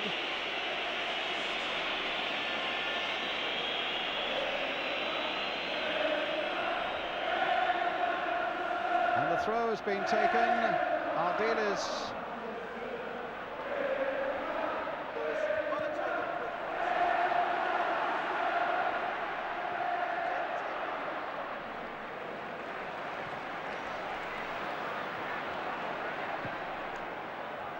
The ball with Miller.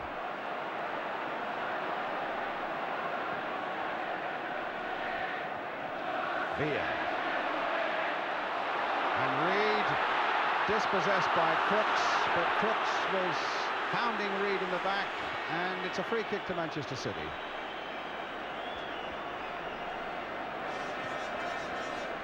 There's a tremendous lot of talking going on at the referee now. Ardiles is having a go at him. Vilas had a go at him. Everybody's having a go at the referee on the Tottenham side. They're going to get themselves in trouble unless they stop it. I think they're feeling very hard done by, obviously, about the penalty. And Jerry Gall and Ardiles. And this cup final is beginning to erupt. It's not a celebration 100th cup final by any manner of means at the moment, and names are going into the book left, right and centre. There's the challenge, Gall on Ardiles, and Jerry Gall's name goes into the book. I thought it was unfortunate that, Brian, because Jerry Gall looked as if he was going to play the ball, and in fact Ardiles' foot came in front of the ball before he went to play it. Certainly Ardiles made the most of it by going up to Gall and pushing him. And there's a fan on the pitch now being hustled away by Houghton and by a policeman. And suddenly what was a blistering and thoroughly entertaining first 15 minutes of the game tonight with those 2 goals has now degenerated into just one long squabble. But Spurs are still this goal down. It's no good. Spurs at the moment losing their heads and arguing with the referee all the time, which is a point Jack was making a moment ago. But here's Ardiles trying to thread his way through those City defenders. City have got this lead. The onus is on Tottenham now to pull it back, and the only way they're going to do that is to remain cool-headed and professional and let their skill speak for itself.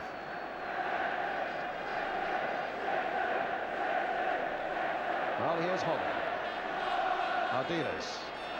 MacDonald, good, fair challenge that time, no problem at all about that. Gall getting it away. Power, a long ball forward, Kevin Reeves well offside. We're coming to a quarter of an hour, the second half gone. Manchester City leading by 2-1. Mackenzie and Reeves from a hotly disputed penalty.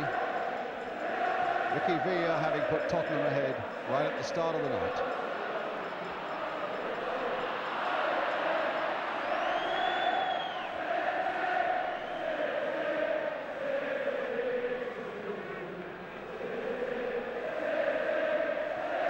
Reeves. Houghton couldn't keep it in. It's a City throw. As Ardiles again, he's even going shouting and talking to the referee about the fact that the ball was over the line. The linesman must be in a better position to see than him. He seems to have lost the cool altogether. That was certainly over the line as well. This time it's a Tottenham throw. Scoreboard telling the story of the game. Hutchison breaking away, Crooks after him. Hutchison riding that challenge. Mackenzie slicing a lovely ball with the outside of his boot there towards Bennett. But Bennett then gives it back to Tottenham.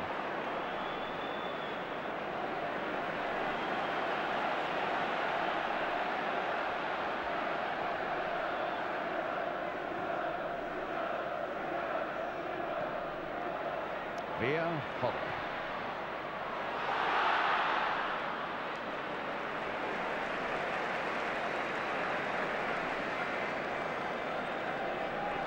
Tottenham have pushed another player up front now. Ardiles seems to be spending more and more time getting up into the front line.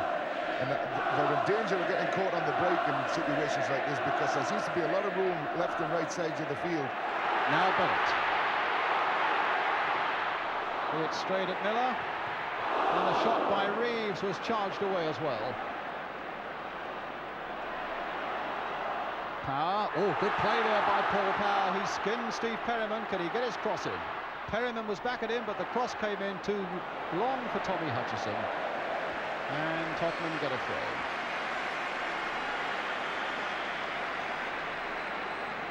Spurs, who played in 5 FA Cup finals and won them all. And that record in a little bit of danger now. Manchester City in 7 finals, 4 of which they've won.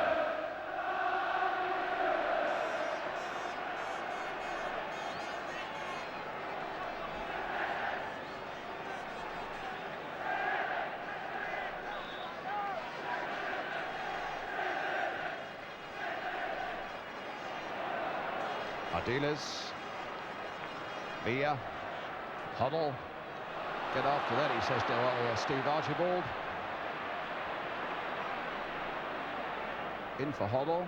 Played in again. Nice movement. This by Tottenham, and Huddle in the end played it too firmly. Gave Corrigan his chance to pounce.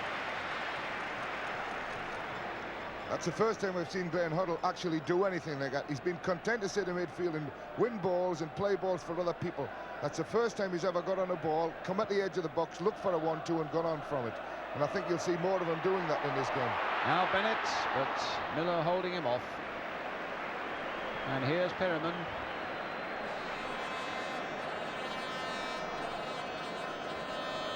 Villa. That's a foul by Bobby MacDonald.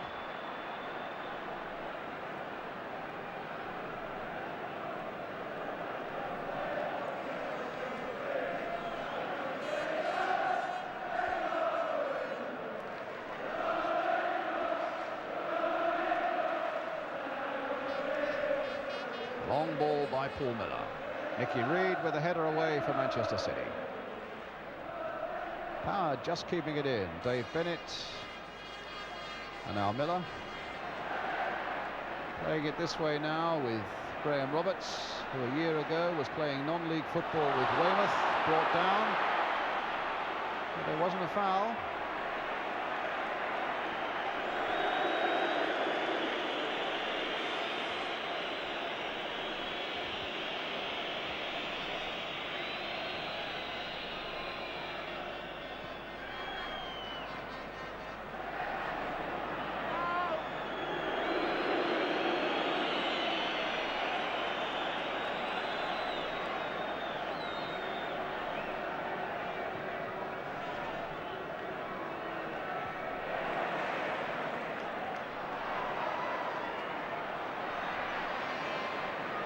Crooks offside. He darted back into an onside position, but when the ball was played up from the back, he was just standing that foot or two offside. Free kick to Manchester City. 25 minutes remaining. Tommy Caton with the kick. Miller, a good jump. Now Hoddle. It's Caton. Ransom. Goes Roberts, finding Ardiles. Good bit of fighting back there by Tommy Hutchison on Osvaldo Ardiles. But Spurs with the throw, Chris Hughton with it. Villa. Huddle. Little ball in there for Archibald. And a foul there by McDonald. Every time anyone makes a mistake in a tackle now, the first thing they're doing is looking at the referees up to say, I'm sorry, I didn't mean it. Please don't boot me. You know, it's sort of a tension out there. You can feel it. People are frightened to make tackles anymore. Huddle. Curled in there. Corrigan's catch. And Roberts had a little kick at him as he went in there. And Corrigan felt it. That was good goalkeeping by Joe there, because Huddle, when he played the free kick in But here, just look, I think if we go past it, you'll see that there was a little bit of a kick there. That was the impression I got, but it didn't show up on that replay. I'm sorry, Jack, I interrupted you. just saying it was a good goalkeeping by Joe, because on Saturday the free kick from exactly that position went into the near post and nearly beat, and they scored a goal with it. And this time Joe went the other way and he realised that the ball was going to be played into the space in front of the goal, so he didn't go to the near post. Good thinking on behalf of Joe. Meanwhile, it's a free kick for Manchester City, which Bobby MacDonald is going to take. Left foot there. Miller getting it away. Gow using his influence once more. Roberts.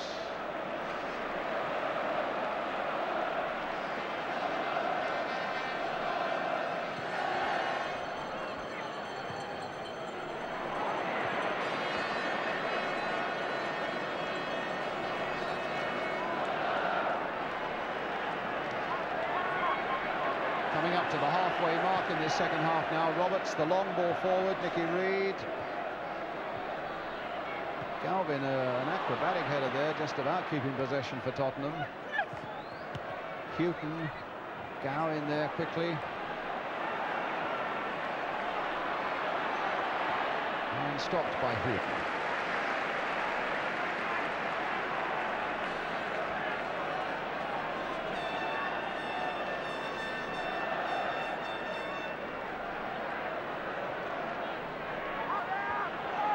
Galvin. And there is a tension out there, there's no doubt about it. As Jack was saying a moment ago, every time there is a foul, they're looking towards the referee, and with names like Caton and Runson and Galvin and Archibald and Gow already in the book, one more caution and that's a sending off, of course, and never in Wembley FA Cup final history has anybody been sent off. Archibald for Tottenham. And as a matter of interest, if anybody is sent off, the FA do have the right to withhold their medal. But offside there against Power. And it's Roberts.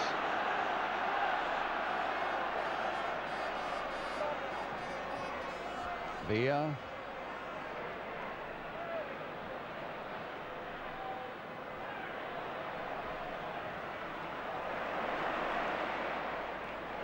And Manchester City in defence at the moment, Jack, looking very composed and very sure of themselves.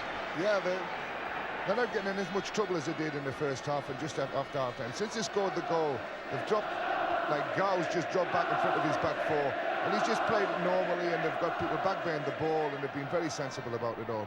It's up to Tottenham now to try and sort out that football, because they've got people at the back who will have to commit themselves forward a little bit more and try and winkle an equaliser out of this game. But it's going to find it difficult because they're pretty well organised at the back, Manchester City, at the moment. Yes. Certainly the two centre-backs are doing terrific. That's Caton and Reid. And of course, with something like 20 minutes left, we're getting to the all-or-nothing stakes as Huddle plays it in there. Caton again. It's amazing to think he's only 19. Played first for Manchester City when he was only 16. Crooks. And a corner for Tottenham. Well, there's the young centre-back, Tommy Caton. Coming to have a look for Graham Roberts coming up. As Hoddle takes this corner for Tottenham, Roberts getting in there. Caton, that looked like a handball by Caton. It was an accidental one. The referee was on the wrong side of that situation, and it's a corner for Tottenham, which they want to take fairly quickly. Galvin will be the man to take it. Villa. Huddle. Little chip in there. Can Archibald get in there? Crooks!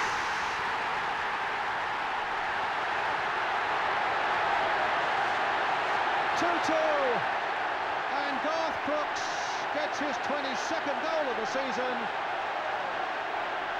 Huddle with the little chip in there. Suddenly look at the white shirts. Archibald was in there, and it was the stabbing foot of Garth Crooks that finally gets it into the back of the net, and Spurs are back level again. City really came out and committed themselves. A little left foot toe poke by Crooks. Jack? Well, you come out and you try to play offside, you clear the area, and 9 times out of 10 the linesman would have put his flag up and it would have been offside. But that time he decided to keep it down. Now I would like to see that one again, because I would think that Tottenham are very close to being offside. Having said that, Garth Crooks did extremely well to come in very bravely and get a toe into the ball and push it in the net. I thought Archibald had lost the ball actually, and they were going to get away with it, City. But it's the way the game's gone. It's the way the game's gone today. So which way will the battle sway now?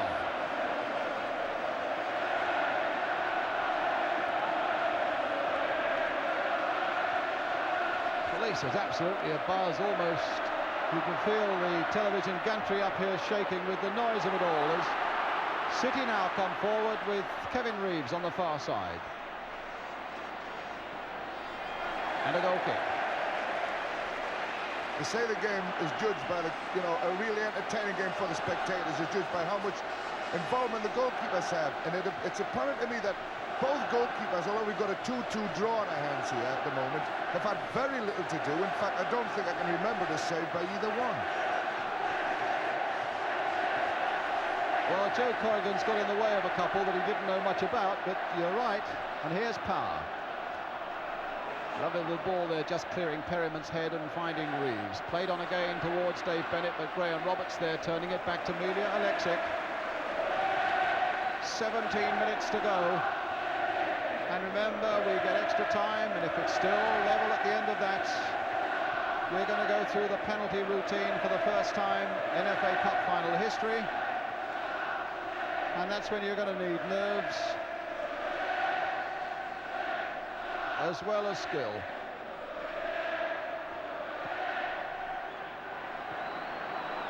So we're bound to get a result tonight. Hutchison, Galvin,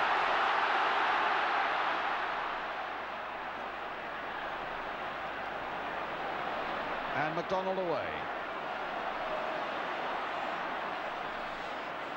Mackenzie. Hoddle. Through the legs of Gow. He would have enjoyed that as well. The referee at the moment trying to sort something out at the other end of the pitch. Now catching up with the play. There was obviously a little feud going on there, a way back. Nice play there by Villa. Played for Hoddle. Challenged hard by Caton, but fairly so. Roberts playing it in once more towards Garth Crooks, but that's Bobby McDonald's header. Hoddle again. Crooks getting it this time for Villa. Archibald trying to get there, but it's cut out by the City skipper Paul Power, and it's back with Big Joe Corrigan.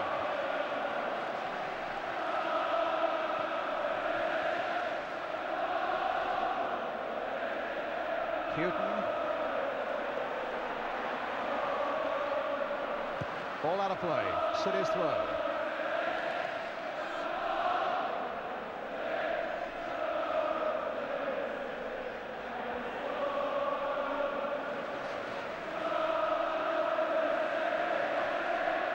Ray Ransom with the throw for City.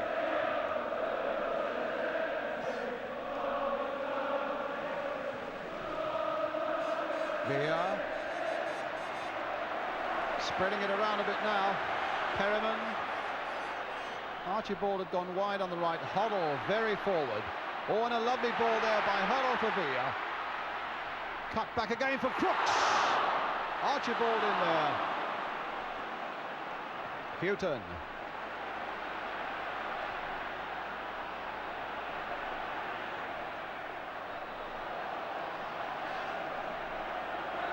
Well, who's going to get it? It's a Tottenham ball. No, it's a City ball. And the Spurs fans making themselves heard now with their side having come back level, and the referee penalising Tommy Hutchison there for a challenge which was an unfair one on Glenn Hoddle. And we're inside the last quarter of an hour. Well, the pace of the game has certainly picked up again, and it's one of those games that seems to die away, and then we get an incident, and then it picks up again, and the pace going, and now it's going very, very quickly, and Tottenham has started to push a little bit more one touch into the game again. Here's Houghton with the free kick. Villa with the backward header. Now Archibald and a free kick. As City warm up Dennis Stewart on the far side, and Spurs warm up their substitute Gary Brooke. Long ball forward. Dave Bennett trying to get on the end of it. Steve Mackenzie's going to get there. Stopped though by Graham Roberts. And now Tony Galvin. Crooks is up ahead, but he might be offside. And that maybe was why Galvin was reluctant to release it. Now he can find Villa. And he can really stab them. Going all the way. And Villa! 3-2 to Tottenham. 2 goals in the game for Villa. And Spurs are back in the lead. It was an amazing run, and there was no tackle coming in there. Good skill getting past Caton, getting past them again, turning them the wrong way. Thought he'd lost it there, and finds the back of the City net to put Spurs 3-2 into the lead. Well, this is a tremendous run. He's done all the right things. He's worked against people's angles, and Joe, it went in off his arm, unfortunately, for City. Well, the man who trudged off after he'd been substituted and went to the dressing room on Saturday, and he looked a real lost soul then, has become a gold-plated hero here for Tottenham tonight. Ricky Villa.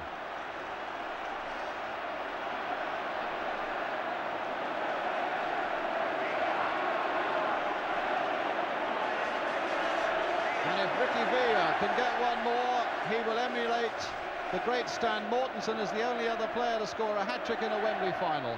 And Stan did that all way back in that famous Matthews final of 1953.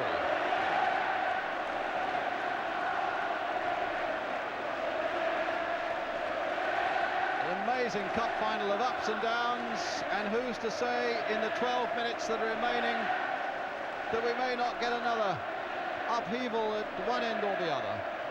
Jack. Well, it's Manchester City who have now got to push forward and get an equaliser, and you know, it's been a funny game. I think Tottenham maybe learned the lesson and will keep pushing forward for another goal now, because I think as long as they sit back, they're going to be in trouble. Substitute.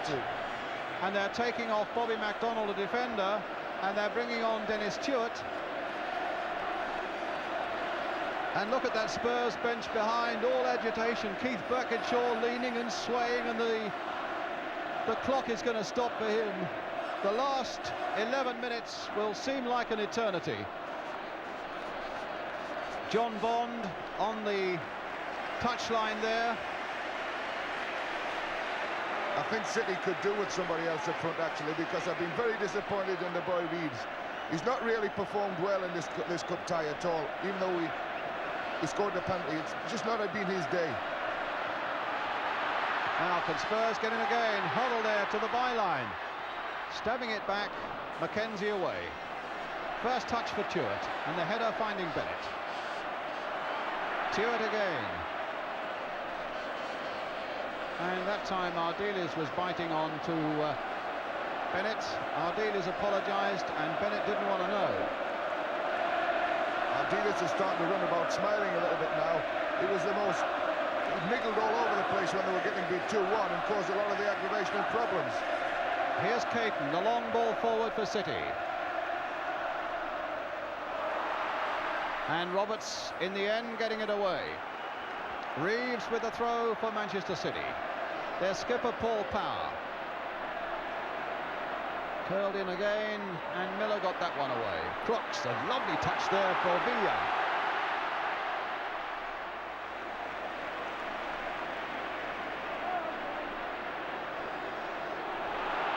That's a long ball forward, and Archibald might just be able to get advantage of it, but there was a foul by him on Nicky Reed. And, oh, that's the way the agitation is erupted here now. Villa wanted to delay the taking of that kick. Reed, because City are behind, was agitated. Cool heads are what City require now. And somebody who can find a goal in the 9 minutes or so that remain. Spurs leading by 3-2.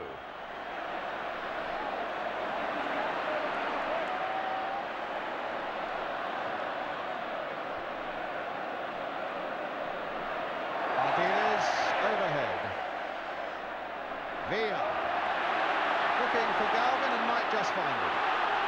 Hutchison. Well, apparently it was a foul by Tommy Hutchison, but you can see his annoyance, and I think I share it, because it looked to me a perfectly good challenge.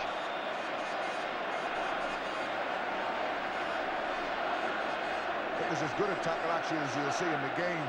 He went past the player running towards the ball and played the ball out for a throw-in, and he's finished it giving away a free kick. No wonder he's annoyed. Well, here's Ardiles, and now it's with Galvin. That's a deep cross which Corrigan catches at full stretch.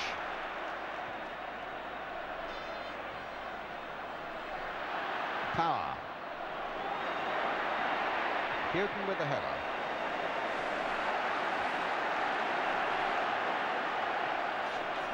Hutchison. Bennett. Stewart. Good ball there played. If Ransom can keep it in, but he can't. It's a throw to Tottenham.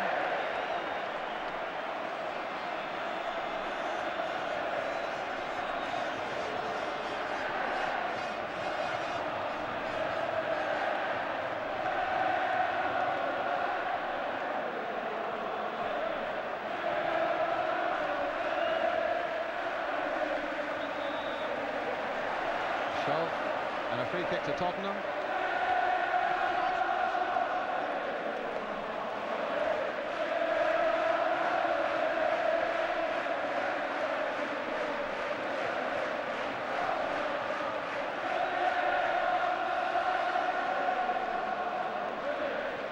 So Houghton.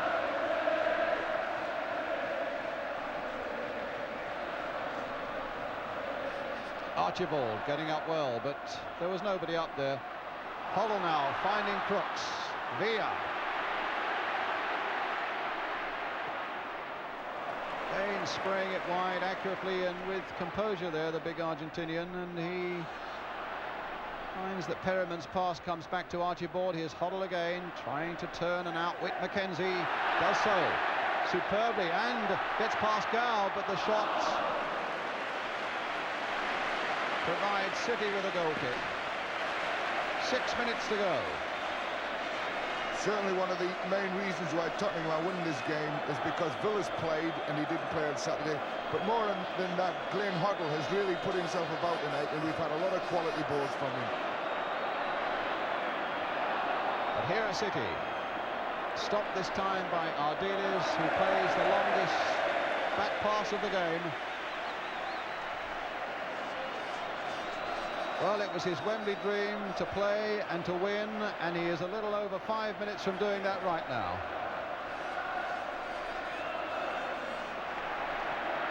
And Villa playing a long one back, and Alexis only just keeping that from going for a corner.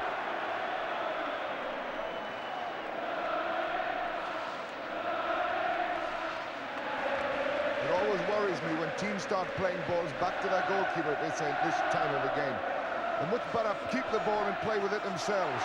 Well, Crooks is trying to do just this, but a galloping run there by Nicky Reed puts the ball out of play.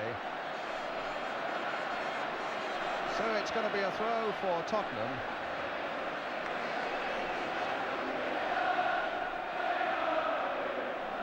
Villa.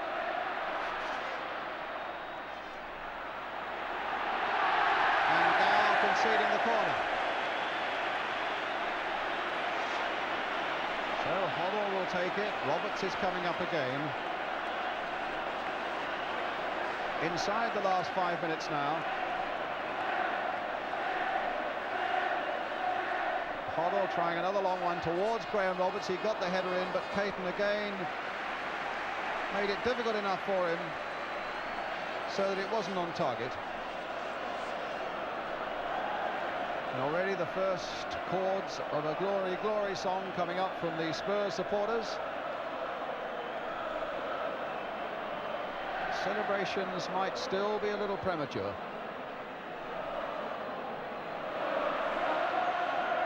And here's Ardiles.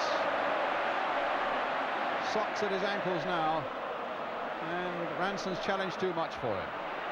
And now Mackenzie. Trying to get past Miller. A handball claimed there by City. But nothing given, but they get a throw.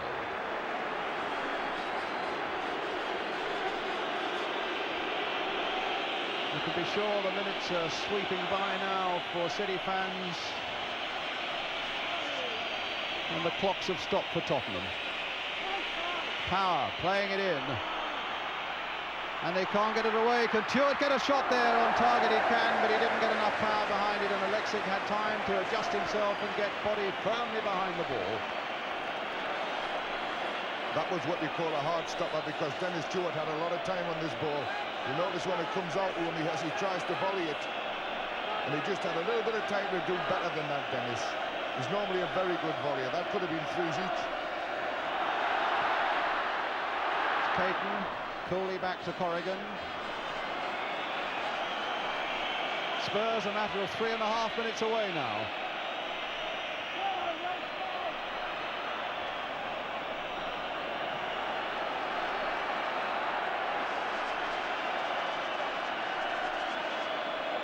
Gow, Hutchison, little touch there for Ray Ranson. Here's Villa. And the long ball into no man's land, clearly intent on keeping the ball at that end of the field, but they've given the possession to City and Nicky Reed. Long ball played forward there, and Spurs don't quite know where they are. And Alexic came out there, and Miller wasn't quite sure where things were at that particular moment, and it needed a bit of positive goalkeeping. I think he was very lucky to get away with that, Miller, because as the ball came in here, it's not a goalkeeper's ball, it's never going to go that far. He was lucky that it just dropped inside the 18-yard box. Archibald shoving in on the back of Reed gives City a free kick. Gow. Touched by Mackenzie. Here's Stewart. Here's Hutchison. Hoddle. And Crooks, he can sew it up now. No, he can't, because Corrigan was the big barrier once again in his way.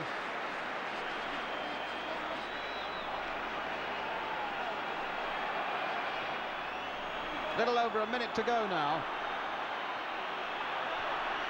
Mackenzie, don't think Reeves will get to that one. On my watch a minute. And Alexic will be in no hurry to release that ball forward.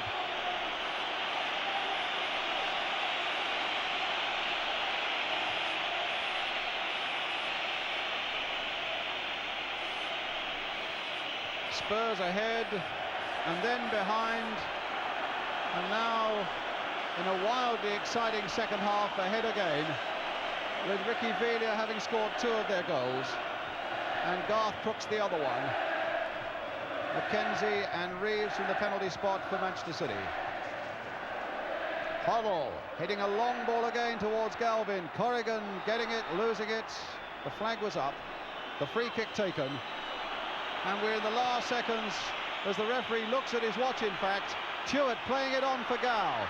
Playing it wide where there's space for Paul Power on the far side. City have got a lot of light blue shirts forward, and it could be a chance, and it's just wide by Stewart, and there was so little to spare.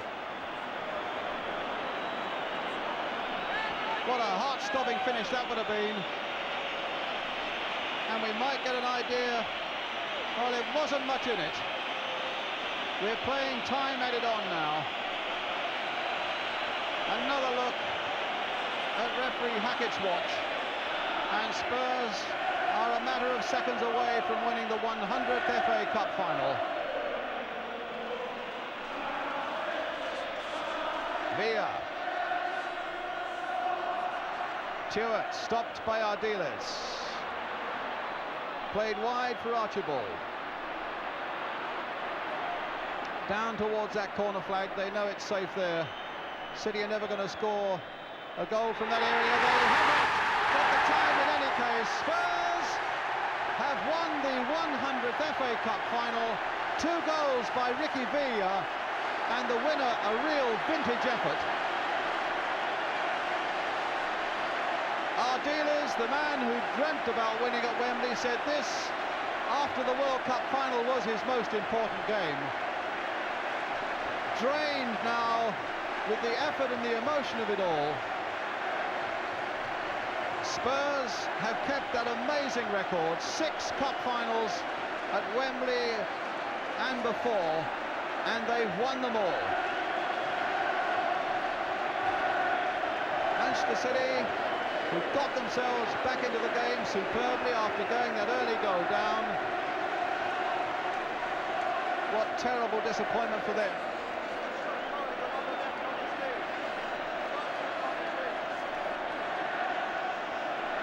And away to the left, Joe Corrigan, right on his knees, on his haunches, away out of his penalty area. What a sad sight that. As Spurs celebrate the big man who played so well on Saturday, was the man of the match. There's sadness for him. So Spurs not only win the 100th FA Cup final, but of course they go into the European Cup Winners' Cup next season as well. And that's a real money spinner at a time. Barry Daines, the reserve goalkeeper there, just going out of the picture with Don McAllister. It's a real big squad effort. And the City players are sitting in abject disappointment on the ground. Steve McKenzie, the number 9 there, who thought it might have been a night of glory for him after that magnificent volleyed goal.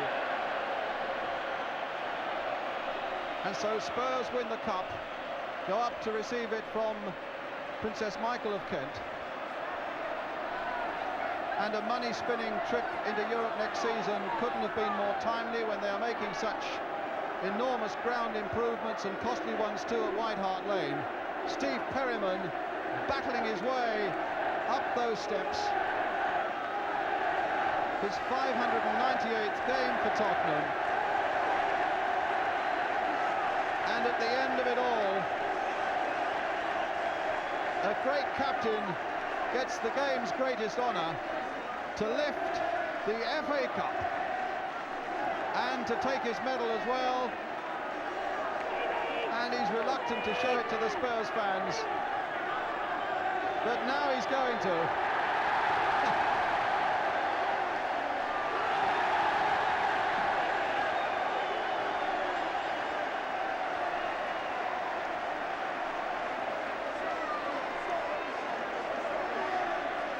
The broadest smile in Britain, followed by Glenn Hoddle and Paul Miller. Gary Brooke, the substitutes, Chris Hughton and Tony Galvin, who was doubtful right up until today about playing. Milja Alexic, the goalkeeper, the 2-goal hero from Argentina, Ricky Villa, and with the natty Spurs cap on, Steve Archibald, the man without 2 teeth, Graham Roberts, but with a winner's medal, and Garth Crooks, and the man whose dream it was, Ozzy Ardiles, gets a Tottenham scarf and a winner's medal. The sad trail up the stairs now by Manchester City, led by Paul Power, who must have thought for quite a little while it was going to be their night, after they cancelled out that early Ricky Villa goal, and have then got themselves into the lead with that disputed penalty.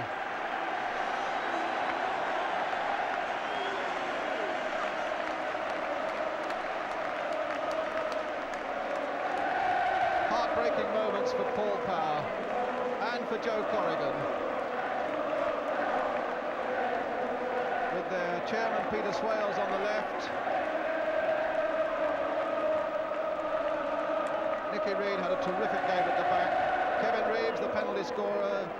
Jerry Gow, who kept moving all the time in midfield. Dave Bennett and Tommy Caden great at the back, and now he can get on with his A-levels for maths.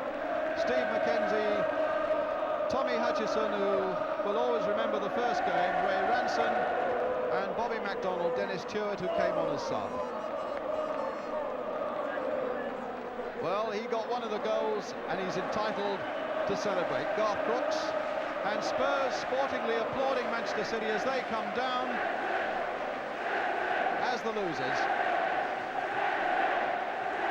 And Ardiles gets his hands on that FA Cup.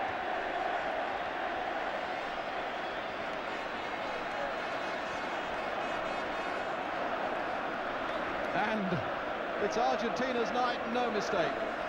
Those 2 goals by Ricky Villa, the second, which turned out to be the winner, being absolutely superb.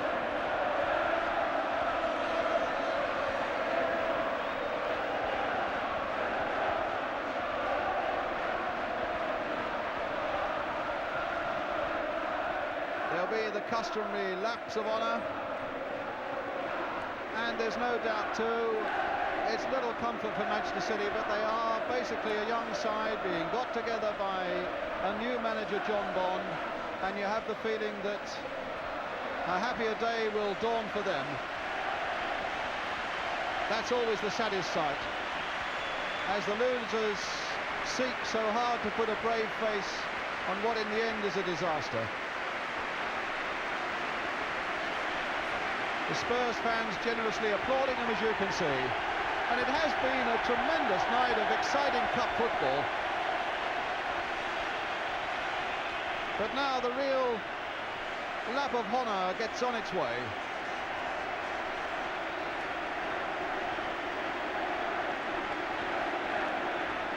There are still one or two silly young people who are trying to get on there and spoil a lap of honour. It should be something that everybody could enjoy from their seat or standing on the terraces. We need no interlopers. It's Tottenham's night. And how it's Tottenham's night.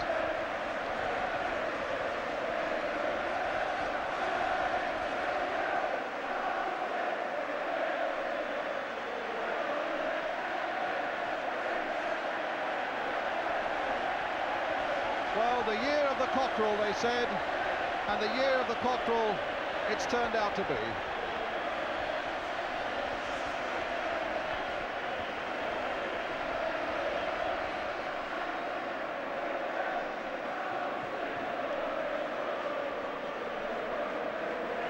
Garth Brooks just will not let go of that cup, with Chris Hughton, the number 2. The banners are there, the shouting is there, the sheer joy of it all is there. And the FA Cup is there as well.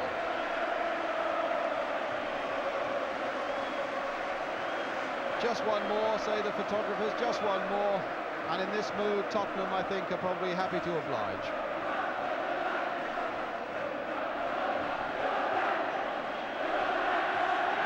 Ricky Villa showing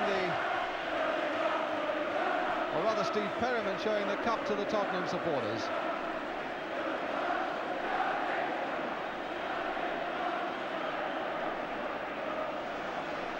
Well, that's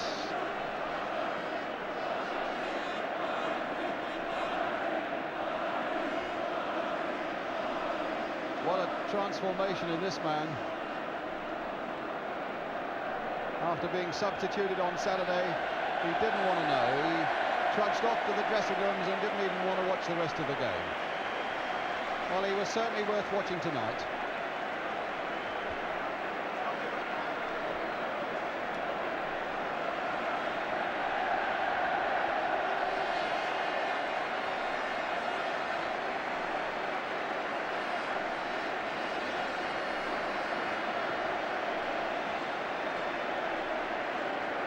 Well, there'll be some celebrations down the Tottenham High Road tonight, and no mistake.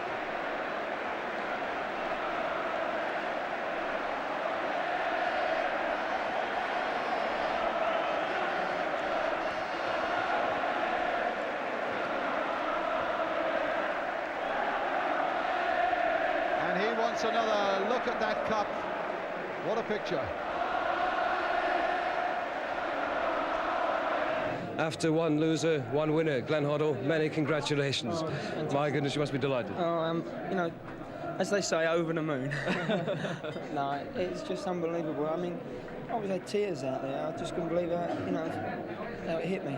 It was a remarkable game in every way, wasn't it? Well, you know, everyone's been saying it was a great game, but you don't really know how good it is when you're playing because you're just concentrating 100%. But we strung some good passes together today, and we played the football that, you know, we made up for Saturday. Really, I feel for City. They played very well tonight, and they played even better than us on Saturday. And looking at their faces, you know, you do feel for them. But you know, you've got to enjoy the victory. It's like it might never happen again. Right alongside you, one of the goal scorers, Garth Crooks. Many congratulations, Garth. Thank you. You looked as if you'd almost lost it again tonight, and several times, didn't you? Well, as long as I've been at Spurs, we seem to be playing the best football when we've been behind.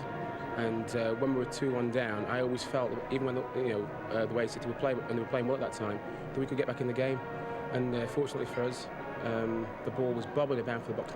What I thought was a long time, and I was just managed to get my toe to it. And nobody was more surprised to see it beat Joe, because Joe was having a fabulous game. It did seem, I must say, to get very physical at one time, and in fact the referees seemed to lose control. I mean, how aware of you were that during the match? Well, you know, you're talking about the FA Cup final. There's a lot at stake, and And men are playing out there and they want to win badly. And at times, people get over-enthusiastic.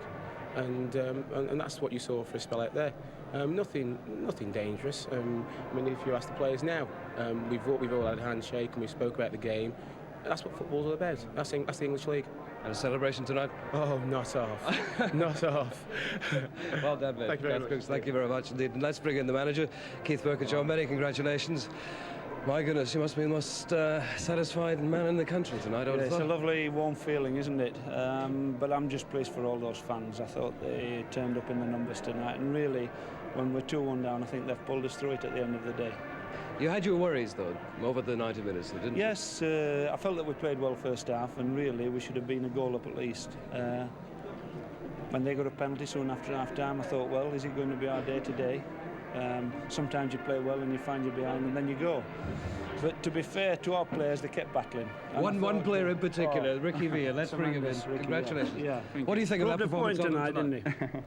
What do you think of that performance of him tonight? Oh, well, I think it shows itself out there on the field, doesn't it? He's an Argentinian with a lot of skill and he turned it on for us tonight.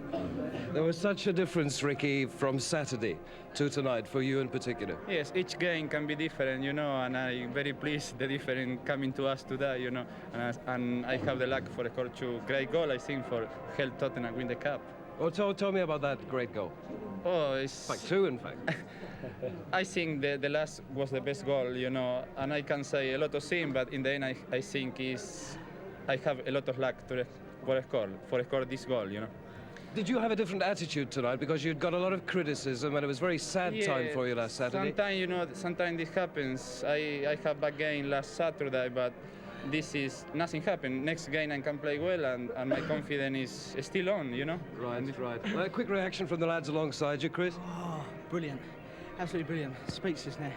Absolutely speechless. And another man at the back, of course. The Spurs defence has taken so much criticism over the season, and here you are now. Yes, I think we played quite well, really, over the 2 games, you know, and as always, we proved them wrong again. You know, every round of the Cup this year, we keep hearing about, oh, well, we'll test the defence out, and, well, they've yet to do it. And we hope we're giving some entertainment anyway by making it more exciting. And I'll bring in Graham. I shouldn't really ask him to smile, but I will. You'll get that anyway. I've never won an FA Cup final, so I'm going to treasure every minute of it. It wasn't quite as bad for you tonight. No, they put us under a bit of pressure, well, I think once in the game. But we did play very well tonight, and I think first half we were magnificent. You know, we was dejected when the penalty went in, but just shows you how good we were. We come back and we won 3-2. And a tremendous celebration tonight for you. Well, not half. Well, tonight and tomorrow. And the next time. I better leave it to you. Many congratulations to all of you, and back to Dickie now.